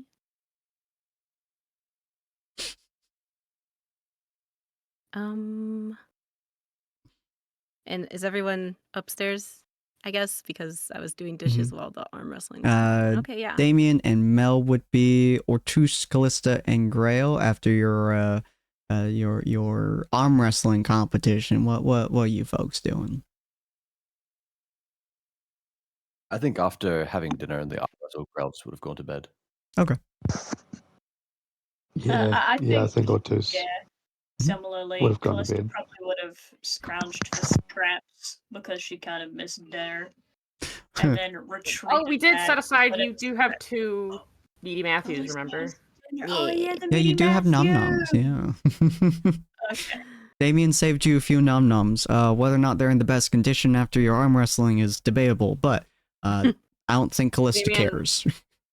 Damien's she in just his room doing his alchemy and his infusions and whatnot. Ah, cool. So he is still awake for now. Cool. So, That's fine. Didn't we share a room? yeah, so Penelope, you would come back to the tavern. Hardfist would just be like, upstairs. Essentially letting you know everyone kind of went upstairs, and the table still has a minor crack in it that you look at and you're like, huh. But Callista's still eating? That's a Or did good she go question, upstairs Calista. already? You still eating at this point, or did you like you wolf it down and then like speed to the bed to pass out as fast as possible? If you look in the dining room, you will see Callista biting into the middle of this thing like a foul beast, actually. She's got her head entirely in the pot of the meat sauce. She's like, my That's nom appalling. noms. I meant like hunched over the plate, like hands on each end of the meaty Matthew, just chomped into the middle of it like a creature, We love that. eating it incorrectly. There's no way to eat it incorrectly. It's any way you would like to. Is it good, at least? Do you like it? It's really nice. I can't say I've had anything like this before. So can I ask if we could switch rooms tonight? Can I go I guess sleep in Damien's room and you can sleep with Mel? Yeah, I don't see why not. Okay. Mel, Thank you. Mel just like feeling a disturbance in the force. Slumber. Someone agreed to something without properly thinking it through. Something evil this way comes. Oh God. Cool. Okay. I'm gonna head up then. You enjoy. Okay. You cooked this, right? I did, yeah. There's garlic in it. It doesn't. Oh, do you know Damien's? I think maybe he should tell you. Never mind. She wasn't there for that whole discussion. Yeah, he has caught it teethies. I think she caught it when we were in the sewer and David was like, by the way, I'm a vampire, and then the necromancer came along. Yeah. They know they probably probably know that he's a vampire. Whether or not Callista knows specifically is debatable. Yeah. Callista, she'll look confused for a minute, like she'll sit there and she'll make like a stink face like a cat, and then she'll just go back to eating. Okay. True gremlin energy. Knock, knock, knock, knock, knock, knock, knock, knock, knock. Damien! Come in. Okay, let's do it. Huh? He's sitting at the he's like, his hand is like, he is elbow deep and like his whole arm is in this case, by the way. You just Which slam doesn't open the seem door, physically you knock possible. on it, you open it, you close it, you're like, let's do it. And he's like, what the fuck? You said you could probably maybe help me with my memories? He Like, I pulls thought about his it. entire arm out of like it doesn't seem there's like nothing like there's the table below the case and just doesn't make sense, but That's he interesting. closes the case. I'm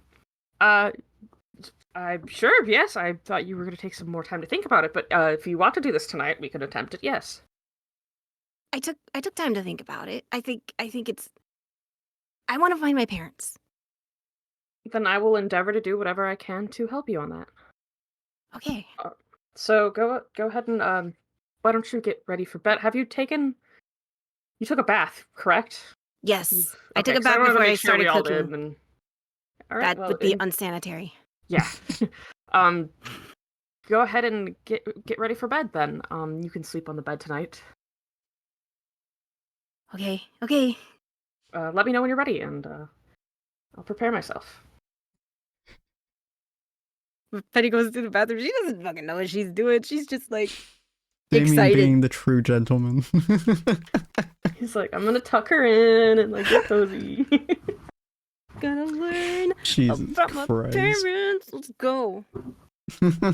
Is she talking to them? She's like pep talking herself in the mirror.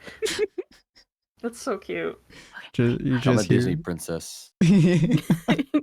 just here in the bathroom. You can do it. You got this. You gotta lay down. You're gonna go sleep. You're gonna go rest. You're I gonna have a get some question. memories. Is the room that Griel and Ortis is that directly connected To this room? It's 2 rooms away from you. It's connected to. Okay, so I'm like, the that would be really dragon funny room. if they were in their room and they could just hear her talking through the wall. I do love the idea that Orchestra just didn't take a shower, so he walks into the room just covered in meat juices. It's just like time to sleep and passes out on the floor. Ooh, midnight snack. That's awful. That's truly profoundly awful. Okay. Wait, does he have a beard? Hold on. He has a mustache. He could have a midnight snack Oh god. stuck up in his mustache. I hate. It's mutton chops connected to a mustache. Hey. I hate that entire mental image. Good lord. Alright, Okay. so you guys all more or less get ready for bed. Callista going into Mel's room after Mel is having a good lay down. Having a what? Oh. What is I happening? like to imagine that the door opens and there's just dramatic lighting as Callista hits the mum I threw up pose. Lit from behind, just the shadow. Yeah. No. And Mel's I just like, threw oh up. no. What? My sleep what is will going be on? ruined by meditation. Callista, darling, your room is over there. What are you? Oh. Funny you What's say going on? that.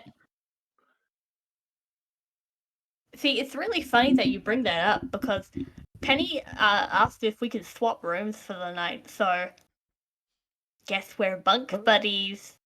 Oh god. All I'm right, sorry. you can have the bed. That's fine. Oh no, I'm fine with the floor. No, you can have the bed. It's fine.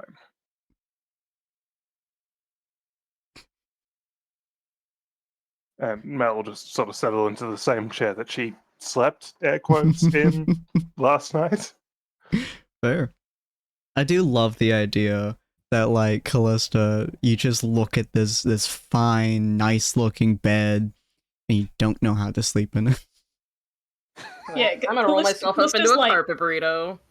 Yeah, Callista's like looking at the refined lady in the chair, and between like the lovely lady and the bed, and it's just like, do these not go together? Huh? I can't wait for her to find out that she can roll up into blankets the same way she rolls up into carpets. That's gonna blow her little mind.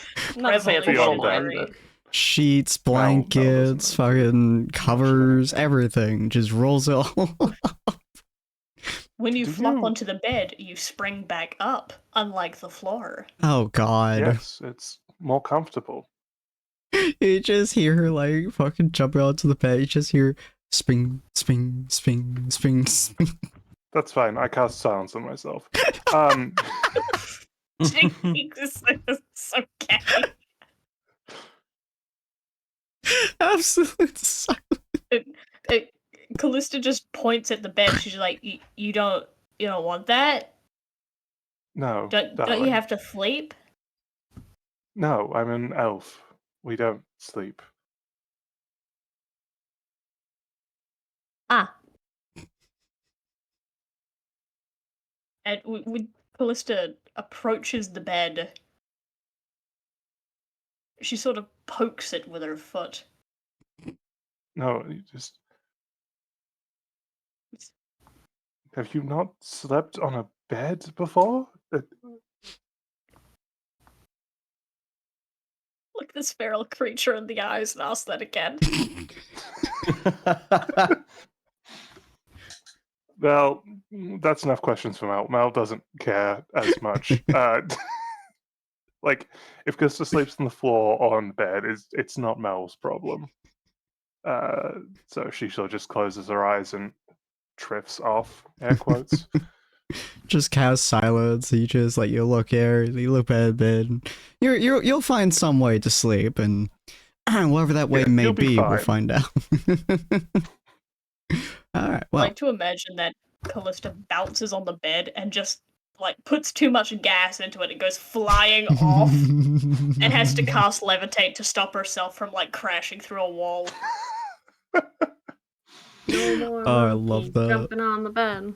Oh, no. You should have let her have the rug. Jumping on the She makes bed. herself a burrito. She doesn't mess Monkey around fell then. off and he bumped She his can head. make herself a burrito in the Doctor, blankets. It's doctor fine. said. True. All right. As the hours go by and Callista eventually finds her way into Sleepland, Damien and Penelope. All right. Yes. So Damien is waiting for Penelope when she's ready. Okay. She comes in, sleep clothes, all ready to go. Okay, so All right, go ahead and make yourself comfortable in the bed. wait, And he pats the pillow and fluffs it for her. okay. We will be sleeping for this. Yeah, no. Like I can sleep right now. I'm not totally jacked up on anything at all. I could Totally assist just you didn't with see a falling man in a asleep if you would like. What? Sorry? Just get comfortable. It's fine. I'll help you. I'll guide you to sleep. Okay. Question real quick. Mm-hmm. Yeah. This was the room that Mel cast her spell in, right? Does it smell good? That's a good question. Oh, Yes, yeah. it would Yeah, smell. I guess Yeah. I guess there is the lingering scent of like well, yeah, like grass after rain. There's a name for it, but I can't remember what it is. We discussed it Petrichor. previously. Petrichor. Also, and just the like chest flowers. with the dead body is gone. So Yeah, and just like flowers and sort of nature vibes. Okay, yeah, no. I'll use that to help fall asleep then. okay. Damien pulls up the chair beside the bed and sits down in it. Mm-hmm. All right. The both of you slowly drift off to sleep. Not what happens yet. Hmm? As soon as Penny lays down, he asks, "Are you ready?" Yes. Right, I and think so. As soon as she's laying down, he puts her hand on her forehead, and she's instantly fucking asleep. I can't sleep. If that I put helps. her the fuck to sleep. Go sleep, bitch. Go no. sleep. And then I will pretty much immediately after, with my hand still kind of touching her body, her face, her shoulder, whatever, Oh. and I will fall asleep in the chair similarly immediately. Because I am putting her into a dream state. Cool. So you head to bed. Well, you head to the chair, I suppose. You sleep in the chair. The both of you are now fully asleep. The rest of your guys' dreams are, well, Mel's air quote dream. But the rest of your guys' sleep is fairly good, pretty much uninterrupted. Grail, you get a wonderful dream about invading an entire kingdom and succeeding. It's fabulous. Ortis, you just kind of dream about food. You get some of that nice food. You have a lot of food on your mind. Specifically that meat, you just so good. Callista, I don't know what the hell the Feywild does to your brain. So you think of the Feywild, and that could be anything. My brain's been like microwave timing. You don't understand. Just hear some dings in your head. But Damien and Penelope, inside of your, I suppose, shared dream state.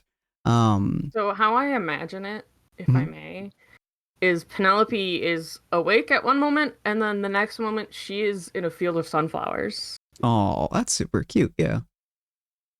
And Damien is also in this field of sunflowers. He's a couple feet away from her, just standing and kind of in the sunflowers, waiting for her to come to her senses. It is very much like a lucid dream sort of dealio going on here. Okay. Penny's just like looking at one of the flowers extremely closely for a while. Mhm. Like maybe there's like a ladybug on it or a bee or something. She's just watching it. Penelope? Hello?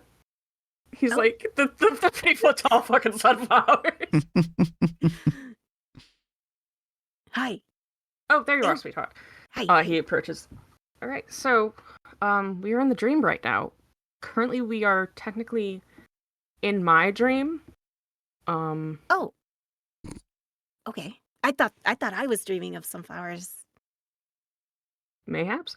I tried to bring us to someplace pleasant to start out with as kind of like a home base or just so it wouldn't be too jarring of a thing, but with your permission, we could enter sort of your mind now and we could see what we could find there. Are you ready for that? And he I don't holds out know. a hand to her. I don't know. But I do want to find my parents. So Yeah. If it becomes too much, or if you're scared for any reason, let me know and I will wake us up. Okay? Penny's just taking like a couple deep breaths, and she takes his hand and is like, okay. Okay. Close your eyes. I want you to think back about the last thing that you remembered and focus on that. the last thing or the first thing? The most oldest memory you have. Oh, okay. And as she focuses on that, he's going to it shifts into her. He's in her brain now. Okay. So you start focusing on was effectively your oldest memory, which, as you stated, was kind of you waking up with the caravan approaching you and stuff like that. That is the oldest memory that you can think of, and you're kind of watching it from like almost a third person kind of perspective right next to Damien. As you know, it starts happening. Damien, you're pretty much seeing her like get approached by a caravan, a couple of people interacting with her, one giving her a cloak, and a few other bits and pieces. I would like to. Mm-hmm. Sorry, go ahead. Sorry. No, you're good. I was gonna say, what should I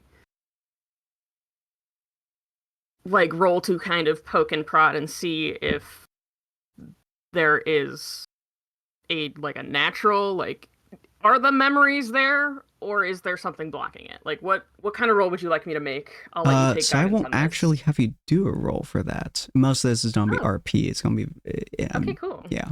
So this is gonna be a little bit interesting. We'll play around with it here real quick. So Penelope, you're kind of watching this scene, standing next to Damien, kind of watching everything happen. Do you say anything to him? Yeah, I'll explain it. Yeah, this is when I woke up. I was laying there. I was looking at the sky. And it was kind of cold out. So, I mean, it's glad these north folks found from you. here. It looks like the weather must have probably started to take a bad turn.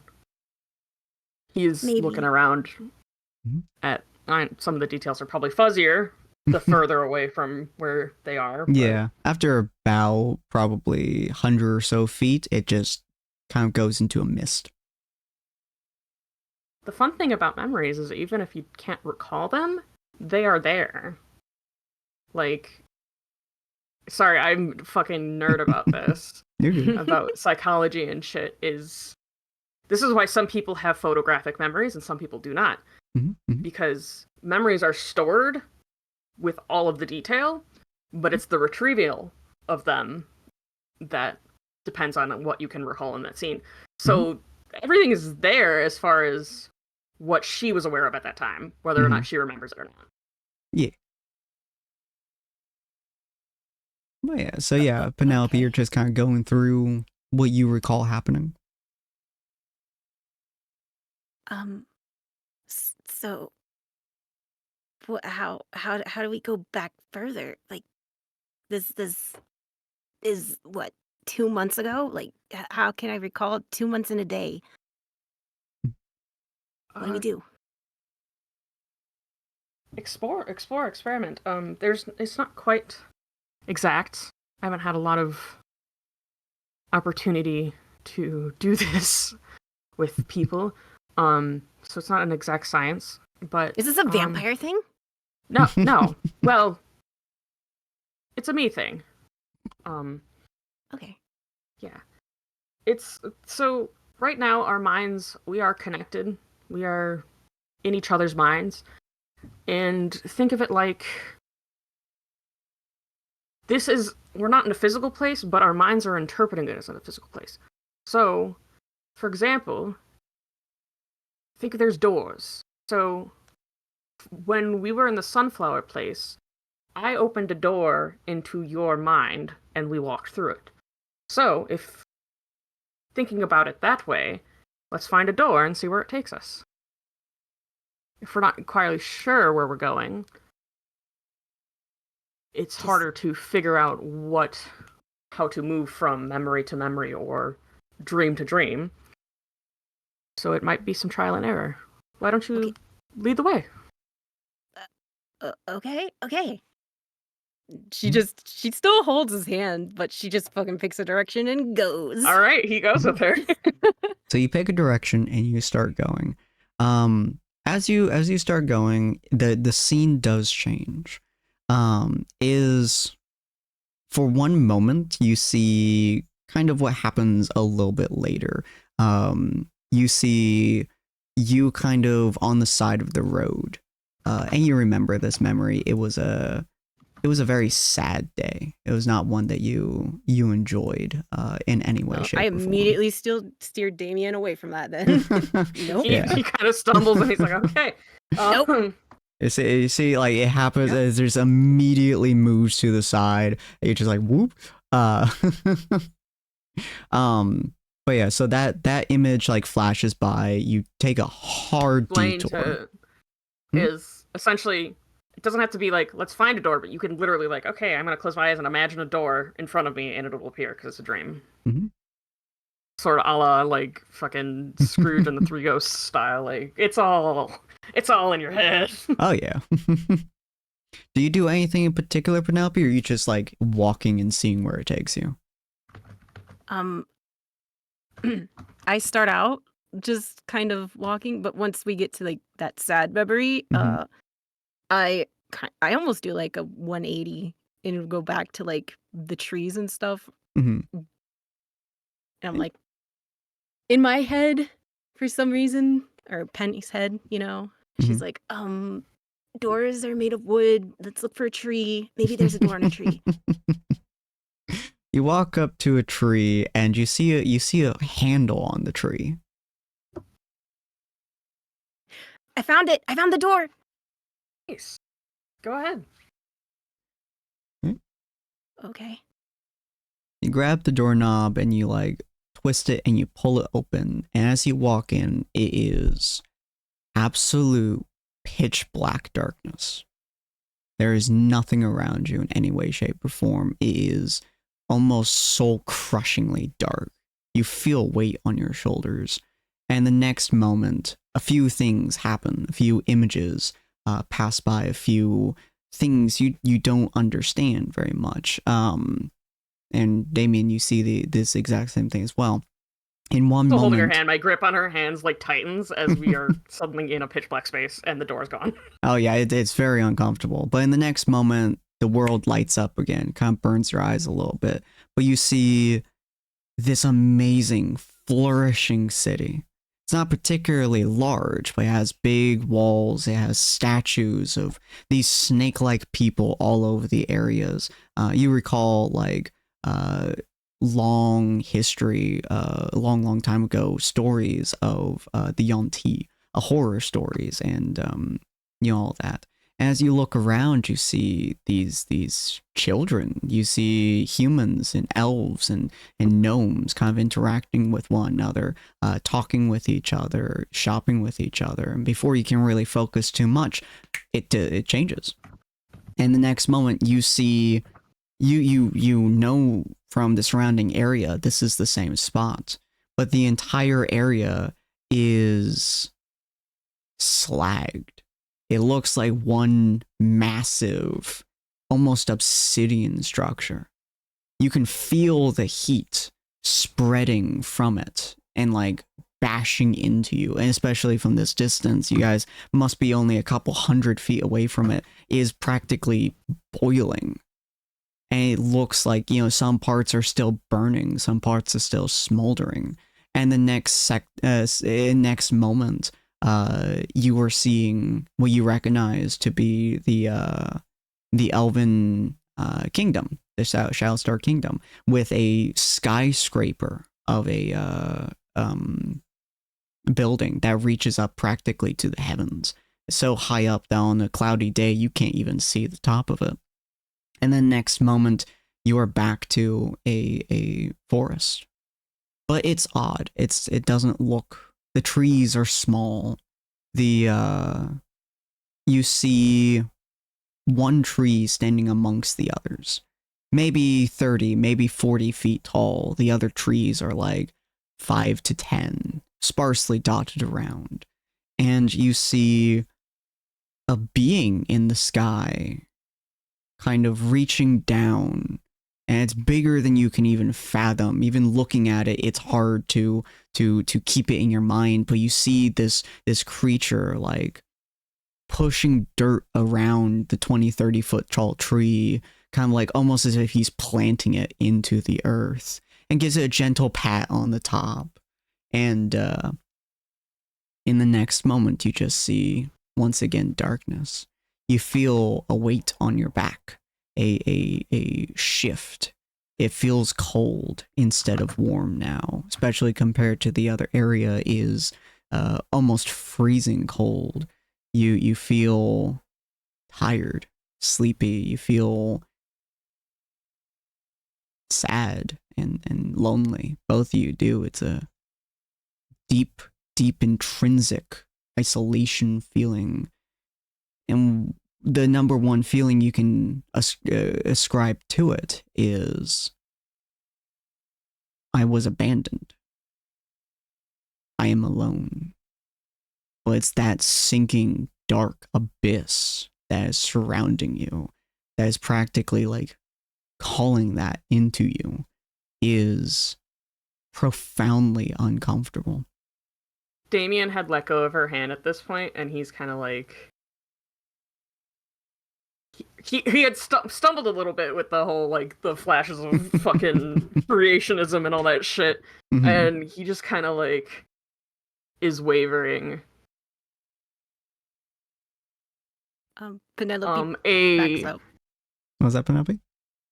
Penelope backs up. In the darkness, I think another door appears. Mm-hmm.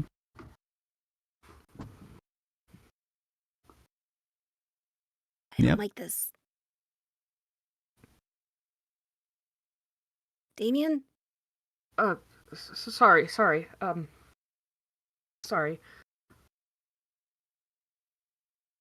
That was a lot. He looks at the door, confused, and then to you, and he's like, "Do you want? Do you want to wake up now, or would you like to try and push forward?"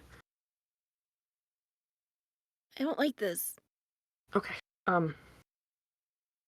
And then he reaches and takes your hand and squeezes it, and suddenly you're in the bed again, wide awake. Mm-hmm.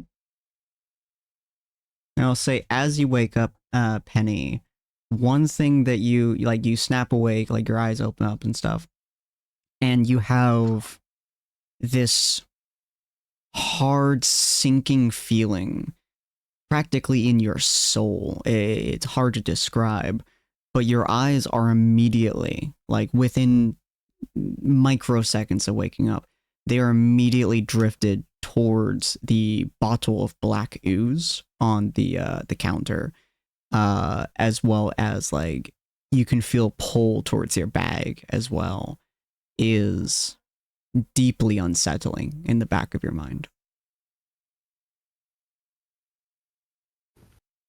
She's kind of Damien's crying. Damien is literally like, he has tears. He's not sobbing, but there's tears running down his cheeks as he straightens up from the sleep. Mm-hmm. Are you okay? I'm sorry, I had no I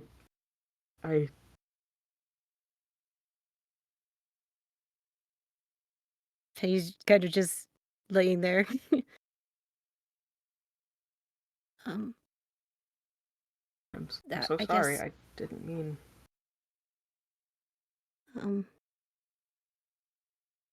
I guess that was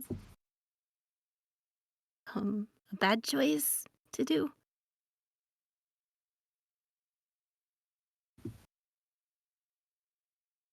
I'm not sure what any of that meant.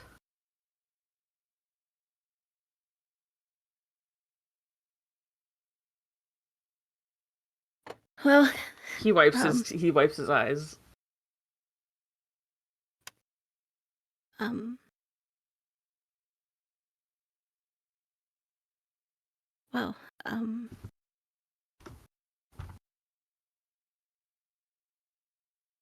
This poor bean. He's gonna hug her.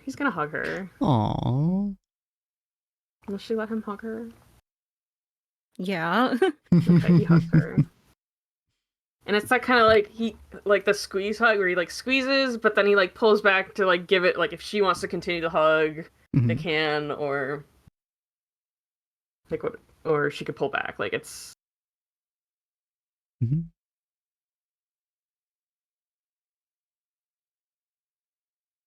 I do you think I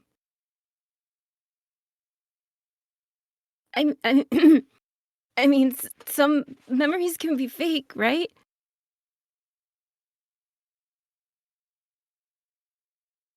Yes. I mean, this was your first time experiencing your own memories in that sort of a way, and I mean, the dream, it is a dream. It is not a memory. So Okay, then yeah, it was a You're- nightmare then, right? Yeah. Yeah.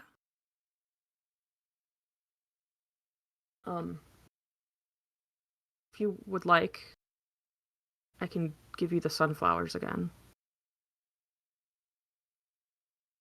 If you want to sleep. If you want to stay up, I don't want you to have nightmares.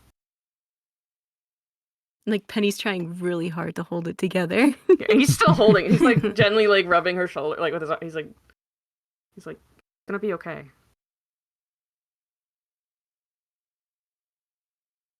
Yeah, I'd like the sunflowers. Okay.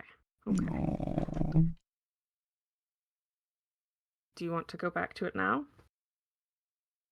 She just nods. Okay. He's gonna actually, he gets into the bed, and he sits kind of at the head of the bed, and he lets her lay back down, and he pets her head and puts her back into the sunflower dream, and this time he stays awake. Aww. And he's gonna watch over her a little bit. That's super and sweet. make sure that she has a sweet dream. Okay. There's like butterflies, and it just smells nice, and it's the sunshiny sunflowers, not a cloud in the sky, and just okay. So the night passes, for some nicely, for others a little bit roughly. Especially for Damien, it's a harder night, I would say. But eventually, day comes once again. You guys are, I would say, I don't remember what day y'all started on, but I would probably say you're on now on probably day 3 of autumn, I would say. But you all wake up, and everyone wakes up obviously differently, but you all wake up, and eventually you all start making your way more or less to the common areas. Grail and Ortis, I assume you two would be one of the first ones awake aside from Mel. Grail does wake up early, so I imagine Yeah. if Ortis Damien just didn't sleep, but yes. Ortis is now awake early. Okay, so I assume that you're just like you and Ortis basically are now just exercise buddies. Is Ortis joining in? Yeah, sure.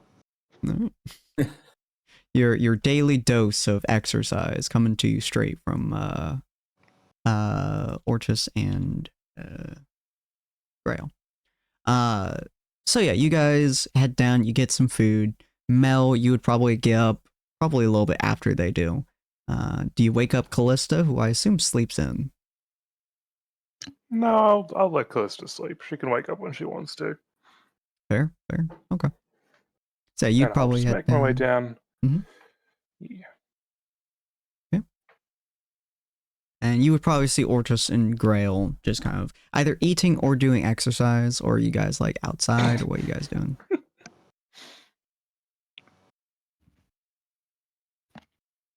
Ooh, good question. We'd probably eat, wait an hour, and then exercise. I think that is the appropriate way to do this. Yeah, Alright, fair enough. probably. Okay, so you would just see like they're finished. They finished eating. They're like just sitting there, probably talking to each other about. Honestly, here's a good conversation that you two would have. Grail, your character doesn't seem like the type that really cherishes their weapon all that much. Obviously you've been a soldier for quite some time, so I assume that you've been like you've used hundreds of weapons at this point. Is your like your swords, your armor, stuff like that, doesn't have any meaning to you? I would say that the shield does. The shield is the one thing that he does cherish and look after. All right, He's gone cool. through many different swords and armors to this point, but then he's always had the single shield on it. The single shield that he's kept with him, looked after as much as possible. Okay. Repaired and maintained. Cool. So in that case, yeah, so Ortus, as you guys are like sitting down, like everyone's else asleep or they're taking care of folks or whatever it is, you're sitting there talking with Grail and stuff. And Grail, like, I 100% assume that you have your weapon on you at all times. Yes. Okay. So Ortus, you're just seeing Grail, like, it's very clear from the way that Grail, moves his weapon and stuff. He keeps on almost constantly. He very clearly just doesn't care all that much about his sword. That would be something that would, like, immediately stick out to you. The only thing he seems to care about equipment-wise is his shield, for whatever his reasons may be. But, his sword specifically, whatever armor he's wearing, doesn't seem like something that he has particular care towards or interest in dealing with, versus the way that you grew up, which would be like swords are an extension of you. They're like a prized item that you carry with you to protect and to defend and everything like that, and to take care of them is practically a must for you. So how would you react to him? Like, you're just seeing him, like, he's just using it per se. I think. Ooh.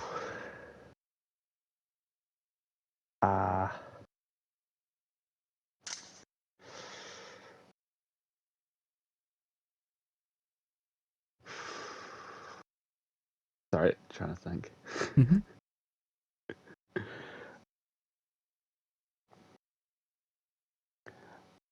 I think Ortus would go up to Grail and stop him.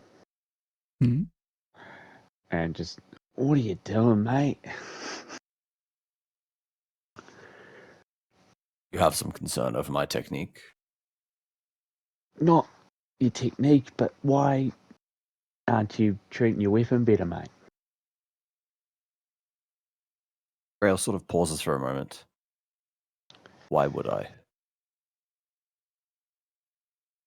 Your weapon in battle is the most important thing. It is it can save your life. You should treat it like it. You should treat it like you need it, not like it's a thing. A weapon does not save lives. A weapon exists exclusively to take them. I do not cherish the act. I do not cherish the tools that I must use in order to take those lives. I may talk a great deal about killing kings, dethroning unfit rulers, and leading revolutions. I do not cherish murder or death. It is a means to an end, but it is not a means I enjoy. I'm use not saying revolution that as a tool to protect, not to kill. I'm not saying that you should enjoy killing, mate. I'm just saying your weapon protects you. You should treat it with a little respect, because it breaks on you, you may die. It is not my first weapon, and is not my last. I'm not concerned about dying or my weapon getting me killed. In fact, this is why I have a shield, why I wear armor. This is why this shield is what I cherish. The one constant in my life has been this shield. First I ever bore, the only one I ever intend to wield. It protects me. It keeps me alive. Shields are made to save, to protect. Is what I stand for. It is why I do not respect weapons. They are used to kill. They can be discarded afterwards. For I have no intention of holding on to that which is used to kill and take lives for any more than is necessary.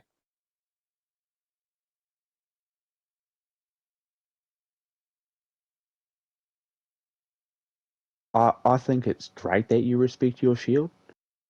You should respect anything that is made by a nice blacksmith, but you should probably give your weapon a little bit more care. That's all I'm saying. I will keep your advice in mind. Say probably at this I have point, no interest Mel, in failing on the battlefield. you would have come down and would be hearing this portion of the conversation. I mean, yeah, Mal will sit down and just kind of watch. She's not going to interrupt this. This is fun. Okay. She'll have a glass of wine to start the day, but that's about it. Nice. Okay. Does your shield have a name, mate?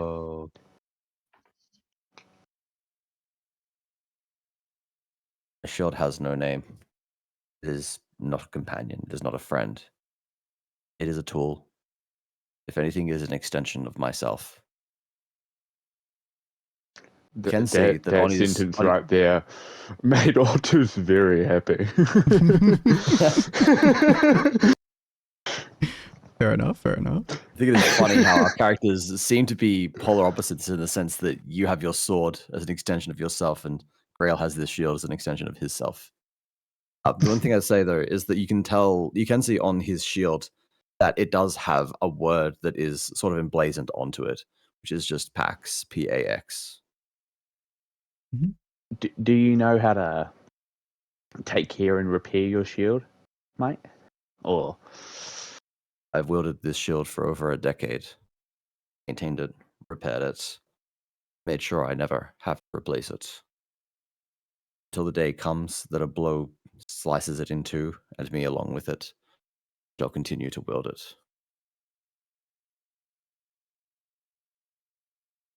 Otus just nods.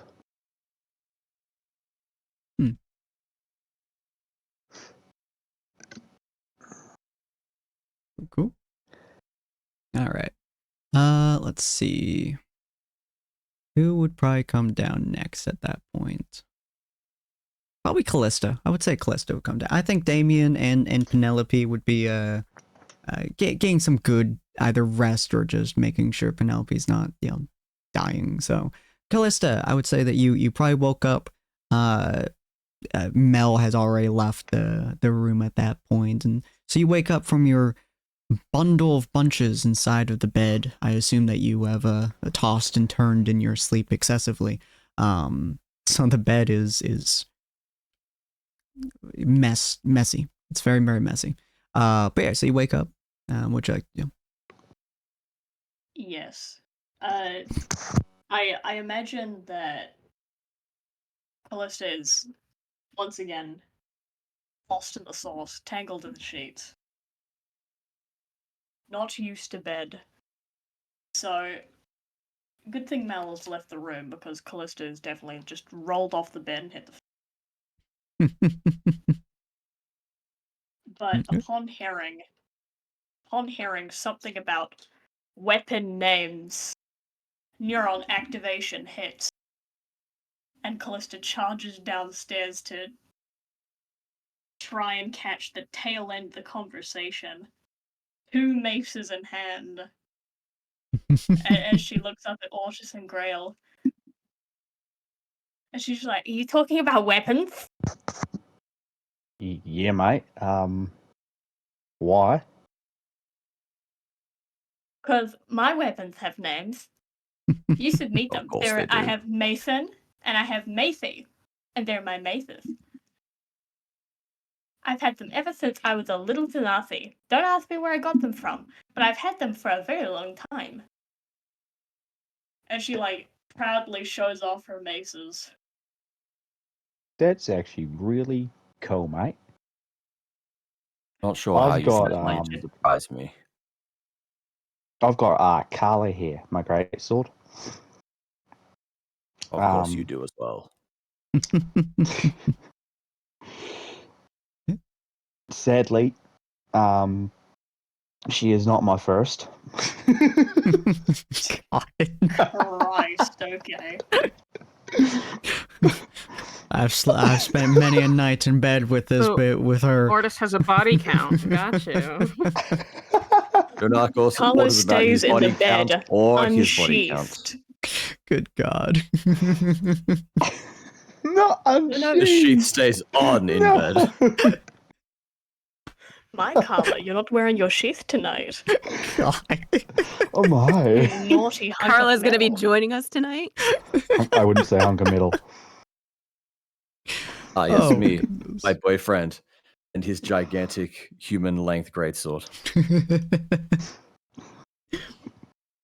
I got a But- place for you to sheath that sword, baby. But yeah, the great My, sword. your hilt is that- looking extra polished tonight. God. All right, the great sword that Ortus has is very, very clearly well taken care of. It's I assume you just kind of generally have it around you, either on your back or on your side, depending on where you need it. But it's very clearly taken care of. Unlike himself, it's meticulously cleaned. It is quite possibly the nicest looking sword that any of you have ever seen. It is arguably the nicest looking weapon in terms of quality and in terms of caretaking that most of you guys have ever seen.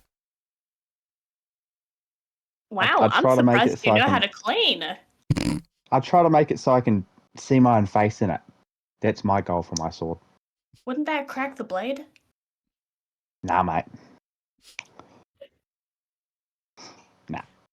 I give him mirror shine.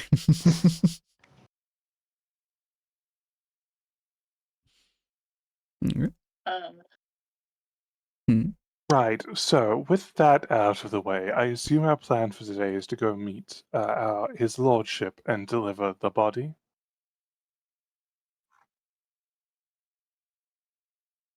Obviously, we're waiting on Damien and Penny, but once they arrive and have some food, we should probably make tracks. You think we should go wake them up? Like, bring them breakfast or something? Or should we just leave them be? Give them 5 minutes. If they're not down, then someone goes to wake them. Not it, not After it. all, the second issue, of course, after our dealings with his lordship, are going to be dealing with our friend down below.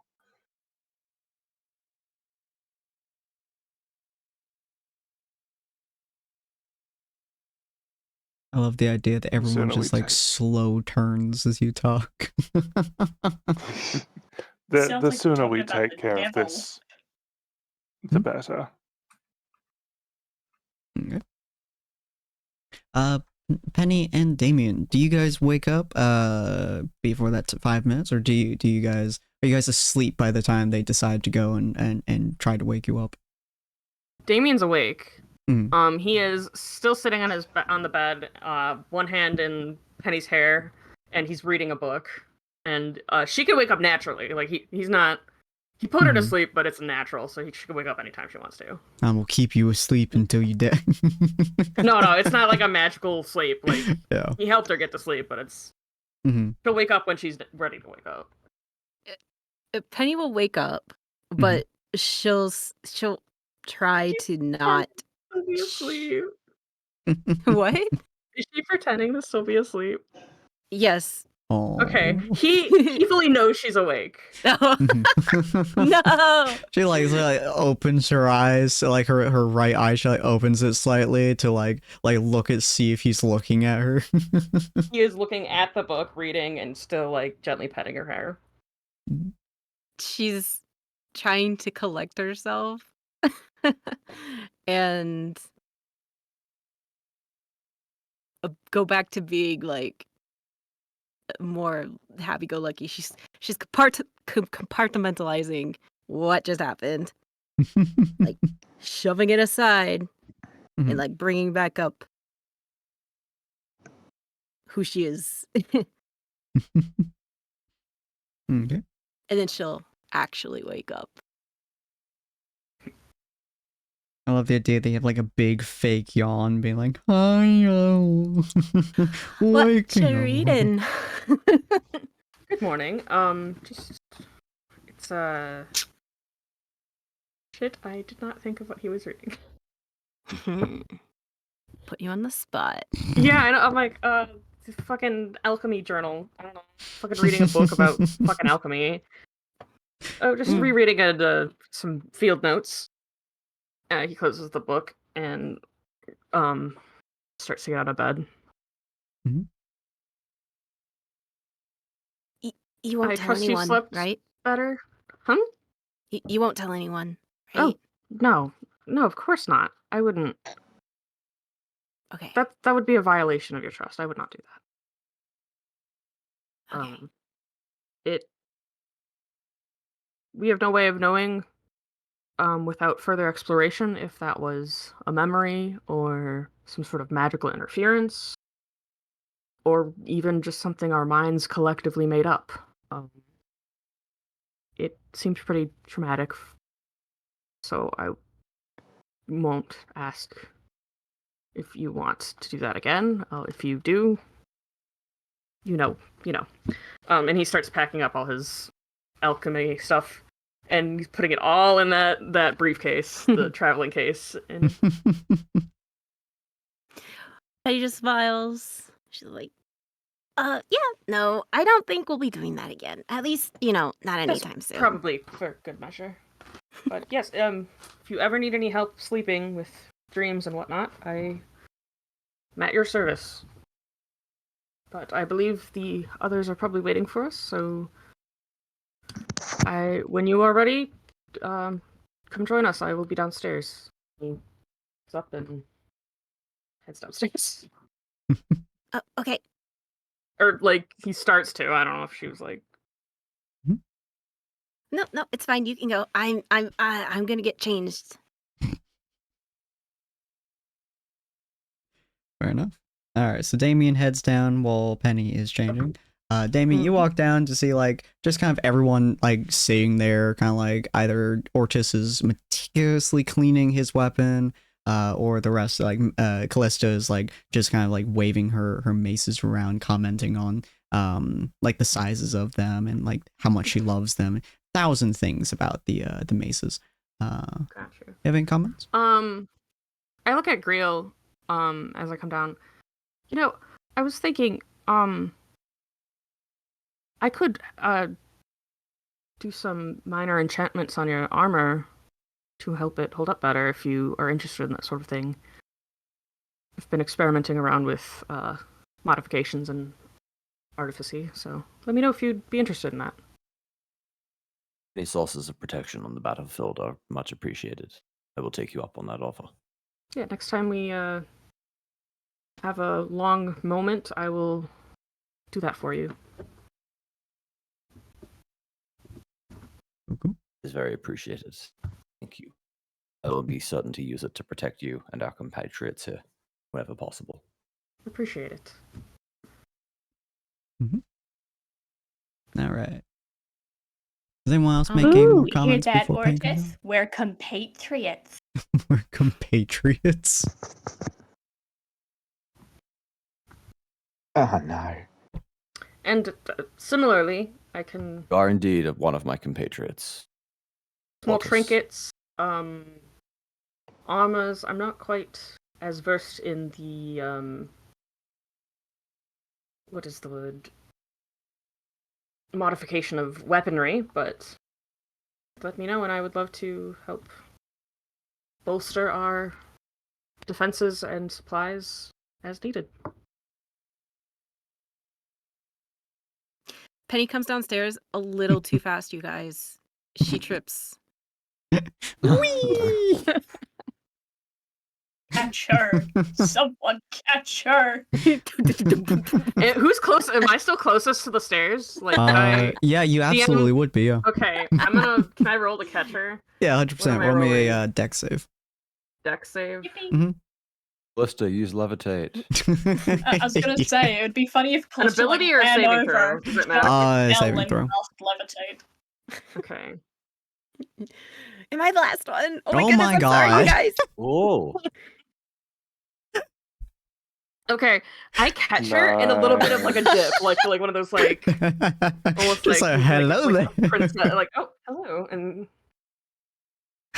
yeah, You guys just see Penny like flies down the stairs, like hardcore, like trips and like fucking zoomies down the stairs like a rocket. And Damien like in a split second like looks up at the stairs, sees her eloquent. falling.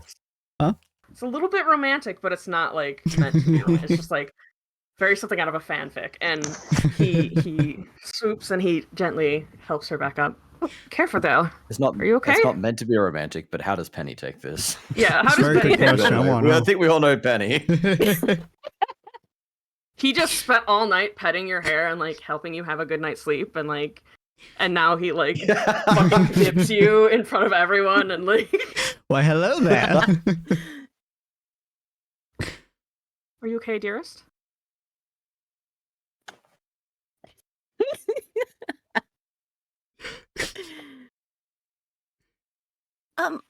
Yeah. Man, when did Careless Whisper start playing?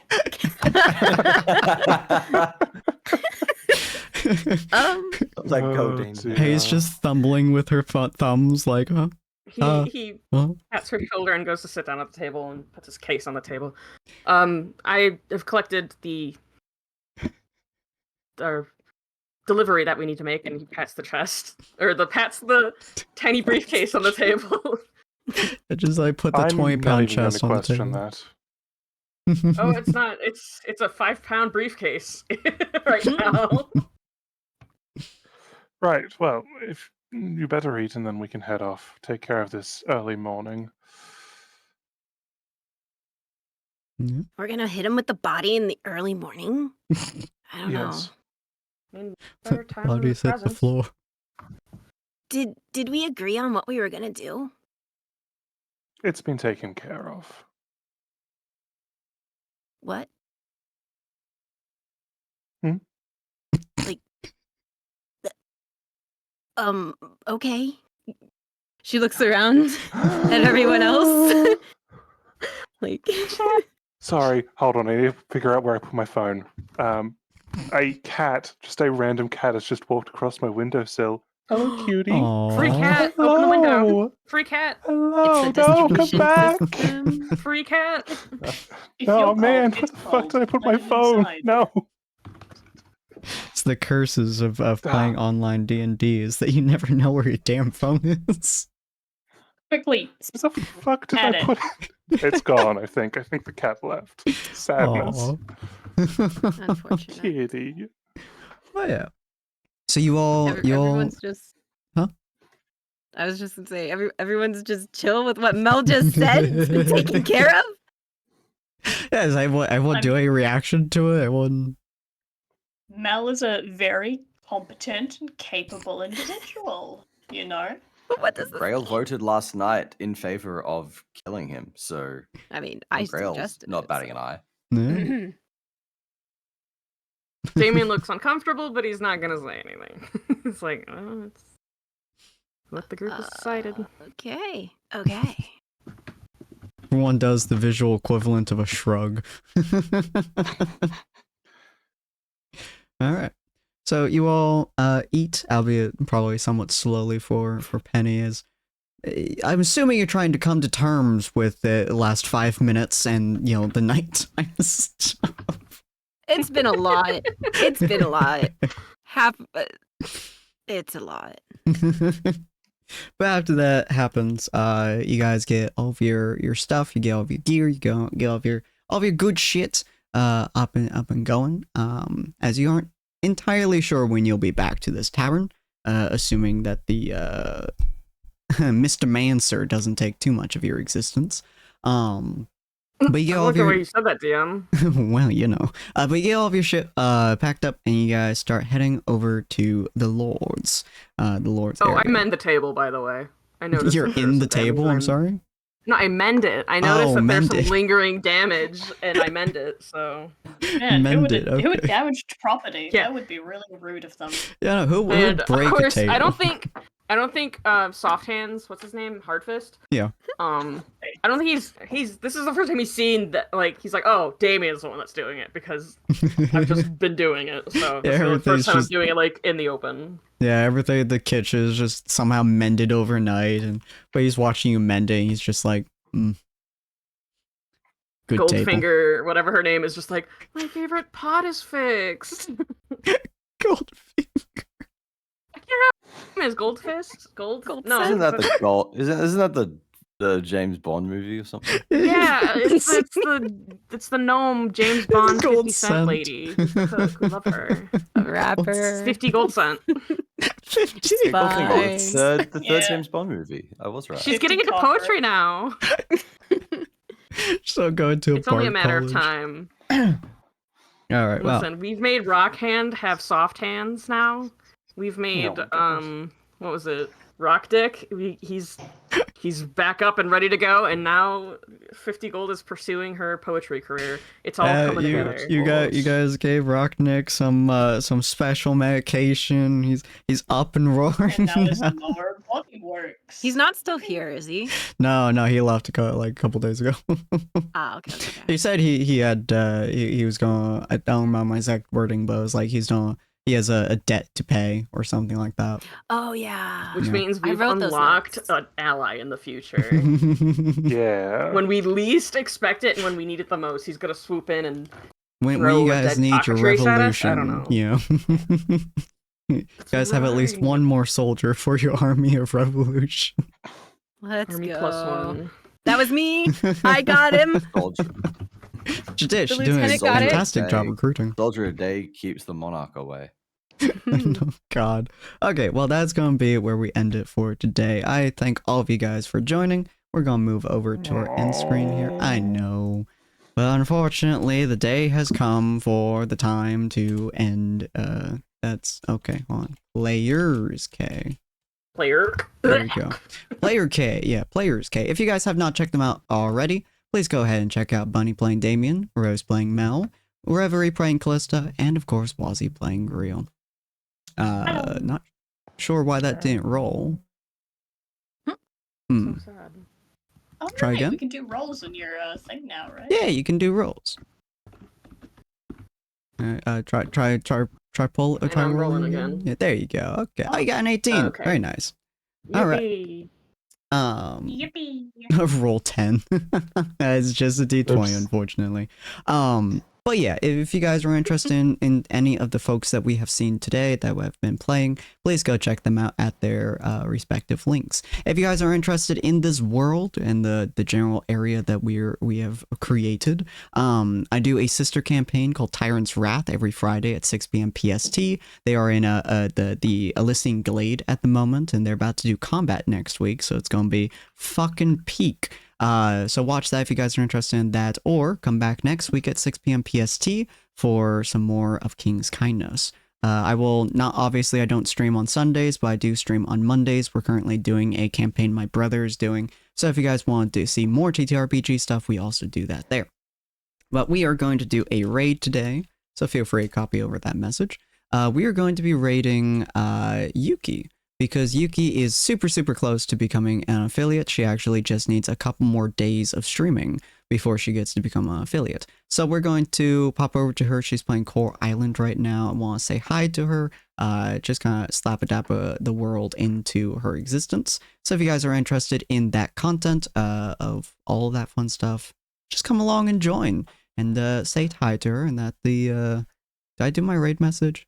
Oh, I did. Okay, it was just buried under Revy. You did. Sorry. No, you're I good. ate the raid message. I got You ate the hungry. raid message. All right, we're going to do a raid, and we will see all of you fine folks next time. Bye. Goodbye, Bye, everyone.